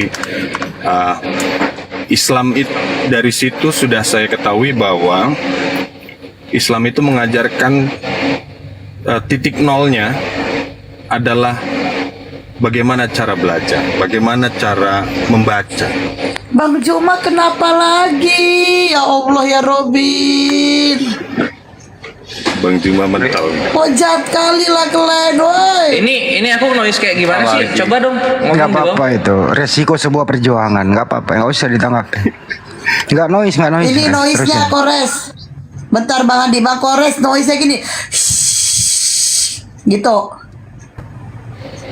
Oh, oke. Oke, lanjut. Siap. Woi, kalian typing 88 maksudnya apa, woi? Bang Jangan Diota, sampai kalau kumiyut. gini loh, ada endingnya sebenarnya. Kalau udah dijelaskan Nabi Muhammad seperti apa, ya mestinya orang yang bertanya itu menerima atau menolak atau mempertimbangkan gitu ya. Saya ingin cek dulu respon Anda dari penjelasan guru-guru kita tadi atas pertanyaannya yang cukup bagus dan sopan. Aku pengen cek apakah Anda menerima, menolak atau mempertimbangkan. Masuk, Sebelum kita Kores. lanjut Bang, tolong yang lain standby dulu ya. Saya ulang ya. Terima kasih, Bang Andi. Menolak, menerima atau dipertimbangkan. Silakan Bang. Satu, seperti Sebelum yang saya dilanjut sampaikan. bentar ya, sebelum dilanjut Bang Diota sebab itu yang typing angka 88 sekali lagi typing saya blokir. Aduh, udah biar Ya? blokir aja, nggak usah diumumin, blokir deh. Jangan typing kayak gitu, saya blokir kalian. Ya udah blokir, cepat, nggak usah di komen, blokir. Silakan Bang ya, menolak, mempertimbangkan atau menerima, silakan. Baik Bang Andi, saya coba rangkum seperti yang tadi malam saya sampaikan. Tuhan Esa, Tuhan itu satu, itu sudah saya terima. Kedua, tentang kenabian beliau itu saya terima. Nabi Muhammad itu saya terima. Hanya yang saya butuhkan tambahan pengetahuan bagi saya. Saya kan sedang explore nih Bang. Sedang explore tentang Siap, beliau gitu. Jadi gate tentang percayanya sudah saya saya mempercayai. Masya Allah. Silakan. Jadi gini loh, dikit sebelum saya jalan. Memeluk Islam itu Bang, kembali ke Islam, bukan memeluk Islam. Kembali ke Islam itu tidak perlu menjadi ulama dulu, tidak perlu menjadi ustadz dulu, tidak perlu sekelas Bang Juma dulu, tidak perlu sekelas Pak Desugi. Cukup memeluk Islam itu dari hati ikhlas. Insya Allah setelah memeluk Islam dengan hati nurani yang paling dalam, di situ akan diberi kemudahan Bang. Anda akan melambung tinggi seperti para mualaf-mualaf yang lain. Contohnya udah banyak. Kira-kira gitu pengantar dari saya. Makasih. Sama aku nama Diota, kalau misalnya udah mantap kayak gitu terus pengen belajarnya di dalam aja udah syahadat. Jadi pemahaman tentang itu ini menurut saya ya tidak sesimpel atau tidak mudah ya, karena mungkin tiap manusia itu punya kerangka berpikir. Saya juga punya kerangka berpikir. Jadi sebelum saya menyukai sesuatu atau menikmati sesuatu, saya sudah terbiasa untuk ini apa, ini bagaimana, ini dari mana, ini bla bla bla. Itu banyak kerangka yang ada di sana. Jadi saya pikir juga tidak ada salahnya bagi saya juga untuk lebih memahami atau mengetahui lebih dalam tentang beliau, karena yang membuat saya tertarik, saya menginginkan untuk belajar itu ya profil beliau ini, yang apa sih yang membuat beliau itu sangat membuat orang tertarik. Beliau itu sangat diagungkan oleh orang Islam gitu. Jadi kan tidak sesegampang itu menurut saya ya Bang Handi ya. Jadi memang kalau dari saya ingin tahu 0 sampai 100-nya beliau juga kan, saya juga pasti tidak salah gitu ya. Jadi begitu Bang Handi. Seperti yang saya coba tanyakan tadi adalah, saya ada baca beberapa hal tentang beliau yang menjadikan sebuah pertanyaan besar bagi saya. Apa sih yang mendongkrak atau mensupport beliau menjadi seorang profil, seorang sosok yang sangat disegani pada masa itu? Nah, saya tahu cerita tentang para sahabatnya yang logik nggak sih menurut saya ya? Saya coba tanya ke teman-teman di sini. Logik nggak? Atau pernah tidak kita itu melihat apa yang dialami beliau di masa sekarang atau semasa hidup kita? Kores Contoh satu. sudah di-mute, dibuka lagi. Lanjut. Saya pernah baca itu seorang sahabat beliau yang katanya paling kaya loh di masa itu bahkan nuntun untanya beliau. Saya punya kerangka berpikir sampai ke situ gitu loh. Ini aura apa gitu loh. Ini karismatik bagaimana yang membuat beliau tuh sampai ke titik itu gitu maksud saya. Jadi yang saya pengen mengerti atau pengen tahu, apakah apa yang membuat trigger itu atau support itu yang membuat profil beliau itu sangat sempurna gitu. Sahabatnya ada yang paling preman lah katanya kan, seorang tentara besar itu takut sama beliau. Itu coba, itu nggak make sense pada masa sekarang gitu loh. Nah itu yang menjadikan saya itu tertarik gitu loh. Ini beliau ini apa ya? Kok bisa sampai segitu hebatnya gitu loh. Itu di luar konteks bahwa beliau memang manusia terpilih, di luar konteks dari kenabian bahwa beliau itu adalah seorang nabi. Mungkin saya ini orang yang berpikir sederhana, kontekstual sederhana. Apa ya hidup beliau itu, apa yang beliau rasakan gitu, atmosfer apa yang membuat itu tuh sangat sempurna pada masa itu yang ingin saya perdalam gitu, dan itu yang saya tanyakan. Mungkin abang-abang saya di sini bisa memberikan informasi tersebut. Terima kasih Bang Handi.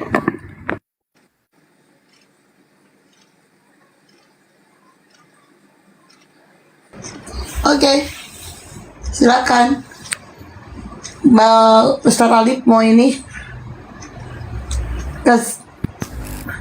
Terima kasih sebelumnya. Assalamualaikum warahmatullahi wabarakatuh. Izin bergabung. Waalaikumsalam warahmatullahi wabarakatuh.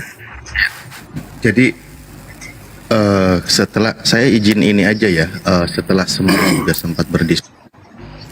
Artinya begini, ketika mempelajari menelaah tentang pribadi Rasulullah, bahkan para sahabatnya, beliau itu sudah takjub luar biasa, dan bahkan beliau sudah paham beberapa karakter dari Rasulullah dan para sahabatnya gitu.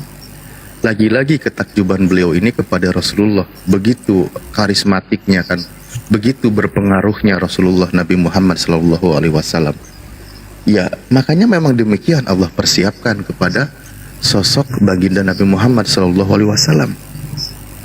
Banyak orang yang ketika awalnya niat, jangankan hal seperti itu ya, yang sebelumnya orang niat membunuh Rasulullah, sudah menghunus pedangnya, namun ketika di depan mata beliau, musuh itu menjadi bergetar,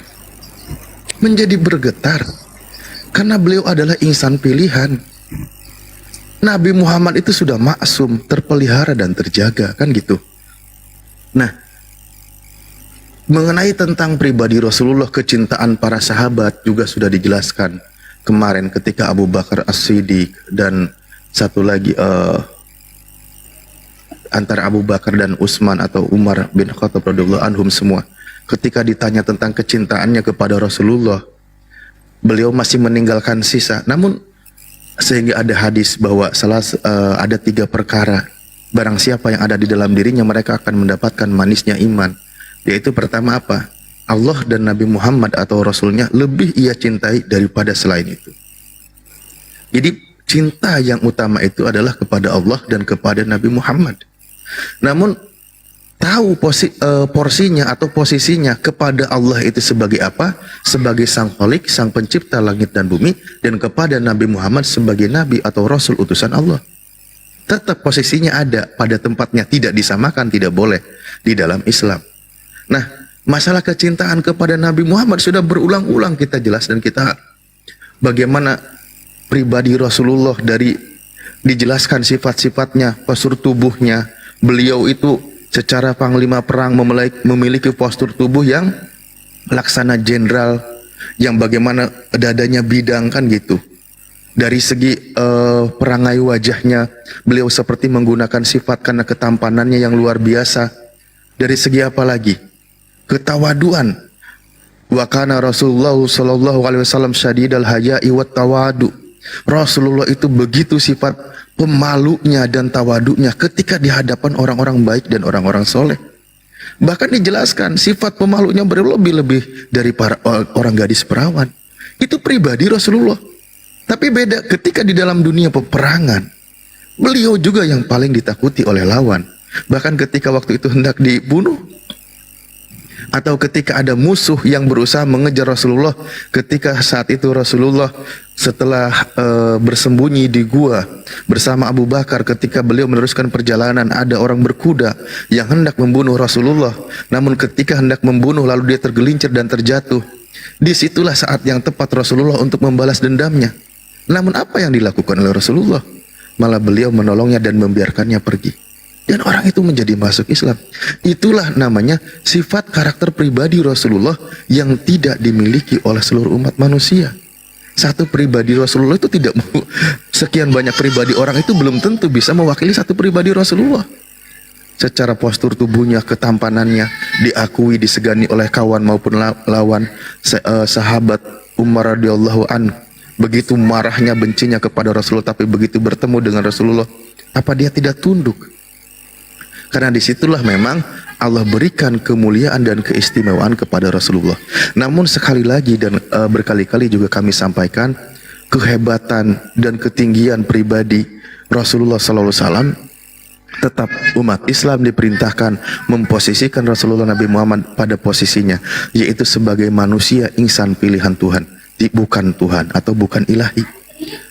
Makanya di dalam surah Al-Qalam kan dikatakan, sungguh dalam diri engkau wahai Muhammad ada satu pribadi yang memiliki akhlak yang sangat agung, yaitu Rasulullah, seorang pemimpin. Ketika di rumah dalam hal berumah tangga, apa? Bajunya robek, beliau yang jahit sendiri. Kan begitu. Ketika beliau dalam perjalanan dengan para sahabat yang perlu di situ konsumsi makanan, apa yang dilakukan Rasulullah? Beliau menyiapkan kayu bakar sendiri untuk memasak. Tetap beliau menunjukkan sifat syadidal haya'i wat tawadu. Begitu sifat rasa malu dan sikap tawadunya di hadapan para sahabat. Itulah pribadi Rasulullah. Makanya setiap orang yang berjumpa dengan Rasulullah pasti terkesima dengan pribadinya, bahwa beliau itu adalah cahaya di atas cahaya, kan gitu. Memiliki pribadi yang sangat agung atau sangat mulia. Nah, mungkin dari saya itu saja dulu. Kepada guru yang lain silakan atau ditanggapi boleh. Terima kasih Bang Alif. Ini salah satu yang sebenarnya yang saya ingin dengar. Tambahan-tambahan pengetahuan seperti ini yang saya butuhkan tentang profilnya beliau. Saya juga coba mencari beberapa referensi tentang cerita tentang beliau, karena menurut saya pikir juga hal yang sama ya bagi kita. Kalau ingin suka atau interest ya sesuatu hal itu pasti ya tidak sekonyong-konyong suka gitu ya, atau tidak sekonyong-konyong ya gue mau gitu, enggak. Tapi kita harus pelajari, kita harus coba, mungkin try and errornya, kesalahannya di mana mungkin, atau kebenarannya di mana gitu ya. Nah, ini titik-titik atau langkah-langkah yang saya lakukan untuk bagaimana I can believe it about Muhammad gitu ya. Jadi sangat mencerahkan bagi saya beberapa hal yang disampaikan sama Bang Alif. Terima kasih banyak. Memang mungkin tidak cukup ya waktunya atau bagaimana, sangat luas sekali tentang beliau gitu ya. Tapi secara substansinya itu saya sudah tangkap banget. Dan saya percaya keberadaan atau historical tentang beliau itu saya percaya. Hanya mungkin beberapa yang menguatkan argumentasi saya tentang bagaimana saya mengenal beliau. Terima kasih banyak Bang Alif. Sama-sama Pak Diota.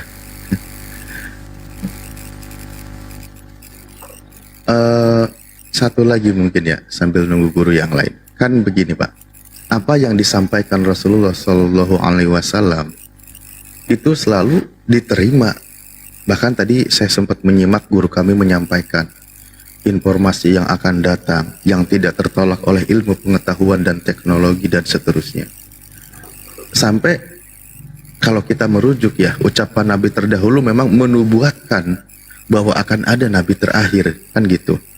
Bahkan ada satu ya, kalau kita baca di kitab terdahulu mungkin oleh Pak Diota sudah tidak ada lagi, mengabarkan hal-hal yang akan datang.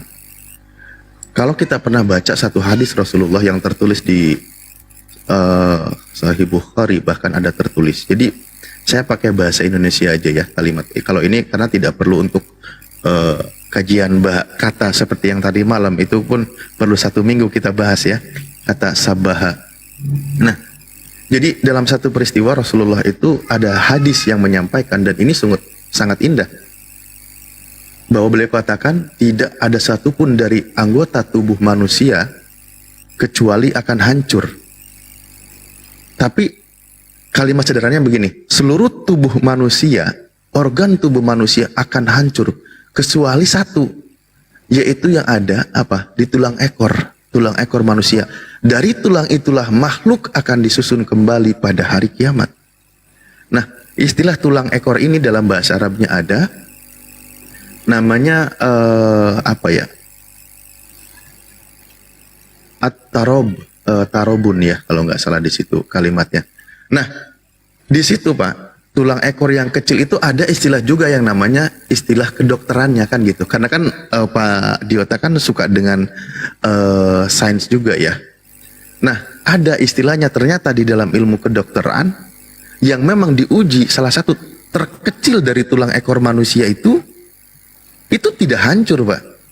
Mau dibakar, mau disiram direndam di air yang zat asam yang sangat tinggi, atau dibenturkan benda keras. Nah, ternyata di dalam hadis dijelaskan itu tidak akan hancur. Artinya benar informasi itu. Bisa kita buka di media mainstream yang diakui kredibilitasnya, misalnya Detik atau apa yang memang di situ jelas ya medianya. Itu tidak hancur, ternyata dikatakan hadisnya dari situ manusia diciptakan, dibentuk awal, dari makanya sempat dari manusia dibentuk susunan kecil dan seterusnya. Nanti setelah manusia mati hancur, dan dari situ juga manusia akan dibangkitkan kecil. Dijelaskan banyak hadisnya, makanya dijelaskan. Itu kan peristiwa yang akan datang, ternyata dibuktikan benar terjadi. Nah, manusia nanti setelah hari kiamat semesta dihancurkan. Dalam penjelasannya hadis Rasulullah SAW, itu nanti setelah alam semesta ini rata, bumi gersang dan sebagainya, Allah akan turunkan hujan selama 40 hari kurang lebih ukuran waktunya. Setelah hujan turun, manusia akan tumbuh seperti kecamba atau seperti benih yang tumbuh, dibangkitkan dari tulang terkecil itulah diibaratkannya. Nah, itu makanya ketika Nabi Muhammad mengabarkan sesuatu yang sifatnya mutasyabihat, yang nanti peristiwa akan terjadi yaumil akhir, tapi otak kita dituntun secara akal sehat pun bisa diterima, bahkan ilmu pengetahuan yang dikabarkan bahwa oh manusia ternyata ada yang tidak hancur dari salah satu organnya. Oh, dari situ ternyata akan dibangkitkan. Ada di dalam surah Al-A'raf ayat muhkamat yang jelas diterima bagaimana Tuhan menurunkan proses hujan dan sebagainya. Di situ di akhir ayat dikatakan kadzalika nukhrijul maut. Begitulah kami keluarkan atau hidupkan manusia yang telah mati dan jadikan pelajaran bagi orang-orang yang mau berpikir. Ditembus dari ayat muhkamat yang peristiwanya diterima oleh akal manusia, disambung dengan ayat mutasyabihat yang peristiwanya terjadi setelah hari kiamat. Nah, begitu jadi umat Islam itu dituntunnya seperti itu Pak, menggunakan akal sehatnya, diterima peristiwa logisnya bahwa oh iya nanti. Pembuktiannya tidak mungkin sekarang karena peristiwanya masih kategorinya alam gaib, karena alam akhirat. Makanya di dalam Al-Quran disebutkan alladzina yu'minuna bil ghaib, yaitu orang-orang yang beriman kepada perkara yang gaib, namun dituntun otak kita, akal kita, kesehatan dan kecerdasan kita untuk sampai ke sana, bahwa oh ya nanti akan ada di sana, sementara kita menerima apa yang di alam nasut ini atau alam yang jelas manusia di dunia ini sekarang. Begitu Pak Diota dan semua para guru yang lain. Terima kasih Bang Alif. Sudah banyak memberikan pengalaman bagi saya. Mohon izin mungkin bisa dilanjut lagi dengan yang lain. Saya mau melanjutkan perjalanan pulang. Ini tadi melipir sebentar di bawah flyover. Jadi sangat menambah pengetahuan saya, Bang Alif. Terima kasih banyak. Sama-sama Pak Diota. Udah segitu doang Bang Diota. Nanya lagi Bang. Nanti dilanjut lagi Bu. Saya lagi dalam perjalanan. Mau kemana Bang? Mau pulang. Tadi melipir sebentar di bawah flyover ini, makanya. Kirain abang mau Imlek, kok nggak ngajak-ngajak aku Bang? Enggak Bu, saya tidak Imlek. Aku juga butuh hiburan Bang. Kalau jalan-jalan aja aku Bang. Baik Bu, nanti diajak jalan-jalan. Terima kasih banyak abang-abang, ibu-ibu semuanya. Mohon izin pamit. Siap. Pak Diota kan mintanya ngajak, ya tinggal ajak aja sih, nggak ada masalah kok. Oh, Kan ngajakin doang. Ayo Bu, gitu ya kan? Ayo Bu, saya jalan dulu. Udah habis. Iya. Ya habis itu tinggalin, selesai udah. Entah. Gimana sih? Ternyata Bang Alif begitu ya Bu ya. Iya, dia memang gitu. Makanya orang rumahnya di rumah terus karena nggak pernah diajak keluar, mengajak gitu. Ayo Bu katanya. Habis itu ya sini aja Bu, bye bye. Ya udah, itu dia pengalaman Ustaz Alif. Makanya dia ngasih sarannya gitu. Baik. Mohon izin lift dulu ya Bu. Bang Alif, terima kasih banyak abang-abang. Aku kira tadi Bang Diota mau izin mau bilang asadu, rupanya aku salah dengar ya. Oke lah maaf. Iya. Semoga Bu ya. Oke, semoga ya. Iya. Ingat Pak Diota, jangan berlebihan menilai Rasulullah SAW melebihi dari konteks kemanusiaan. Karena di dalam Islam juga dilarang. Seperti yang di surah Al-Kahfi ayat 110 yang disampaikan. Beliau memang pribadi yang sangat agung, tapi tetap kategorinya atau keadaannya memang beliau sebagai insan, manusia ciptaan Allah, tidak lebih dari itu. Tidak seperti kaum-kaum sebelah yang memuliakan kelebihan nabinya gitu. Karena yang saya pahami setelah berdiskusi mungkin beberapa jam kemarin, saking takjubnya kepada Rasulullah Nabi Muhammad SAW, beliau berpikirnya ini bukan manusia biasa, ini ada unsur. Nah itu tetap posisinya sebagai manusia. Qul ana basyarum mislukum yuha ilayya. Aku ini sama manusia seperti kalian semua. Tapi beliau itu memang mendapat perlindungan dan perlakuan istimewa, dapat jaminan istimewa dari Sang Khalik, itu aja. Pemahaman itu sudah saya tangkap di PA bahwa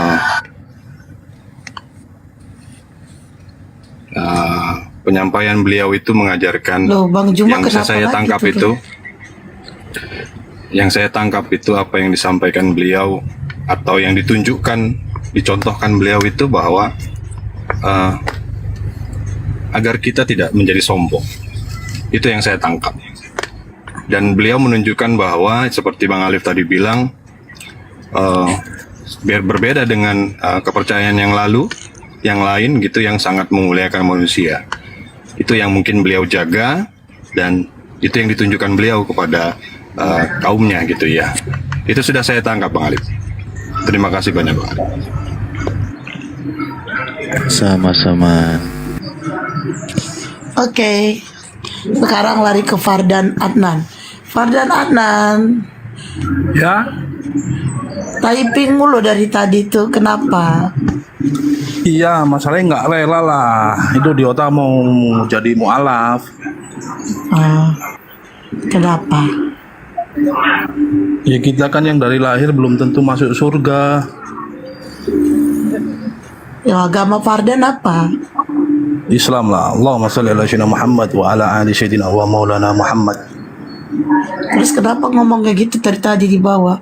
Jangan masuk Islam, jangan masuk Islam.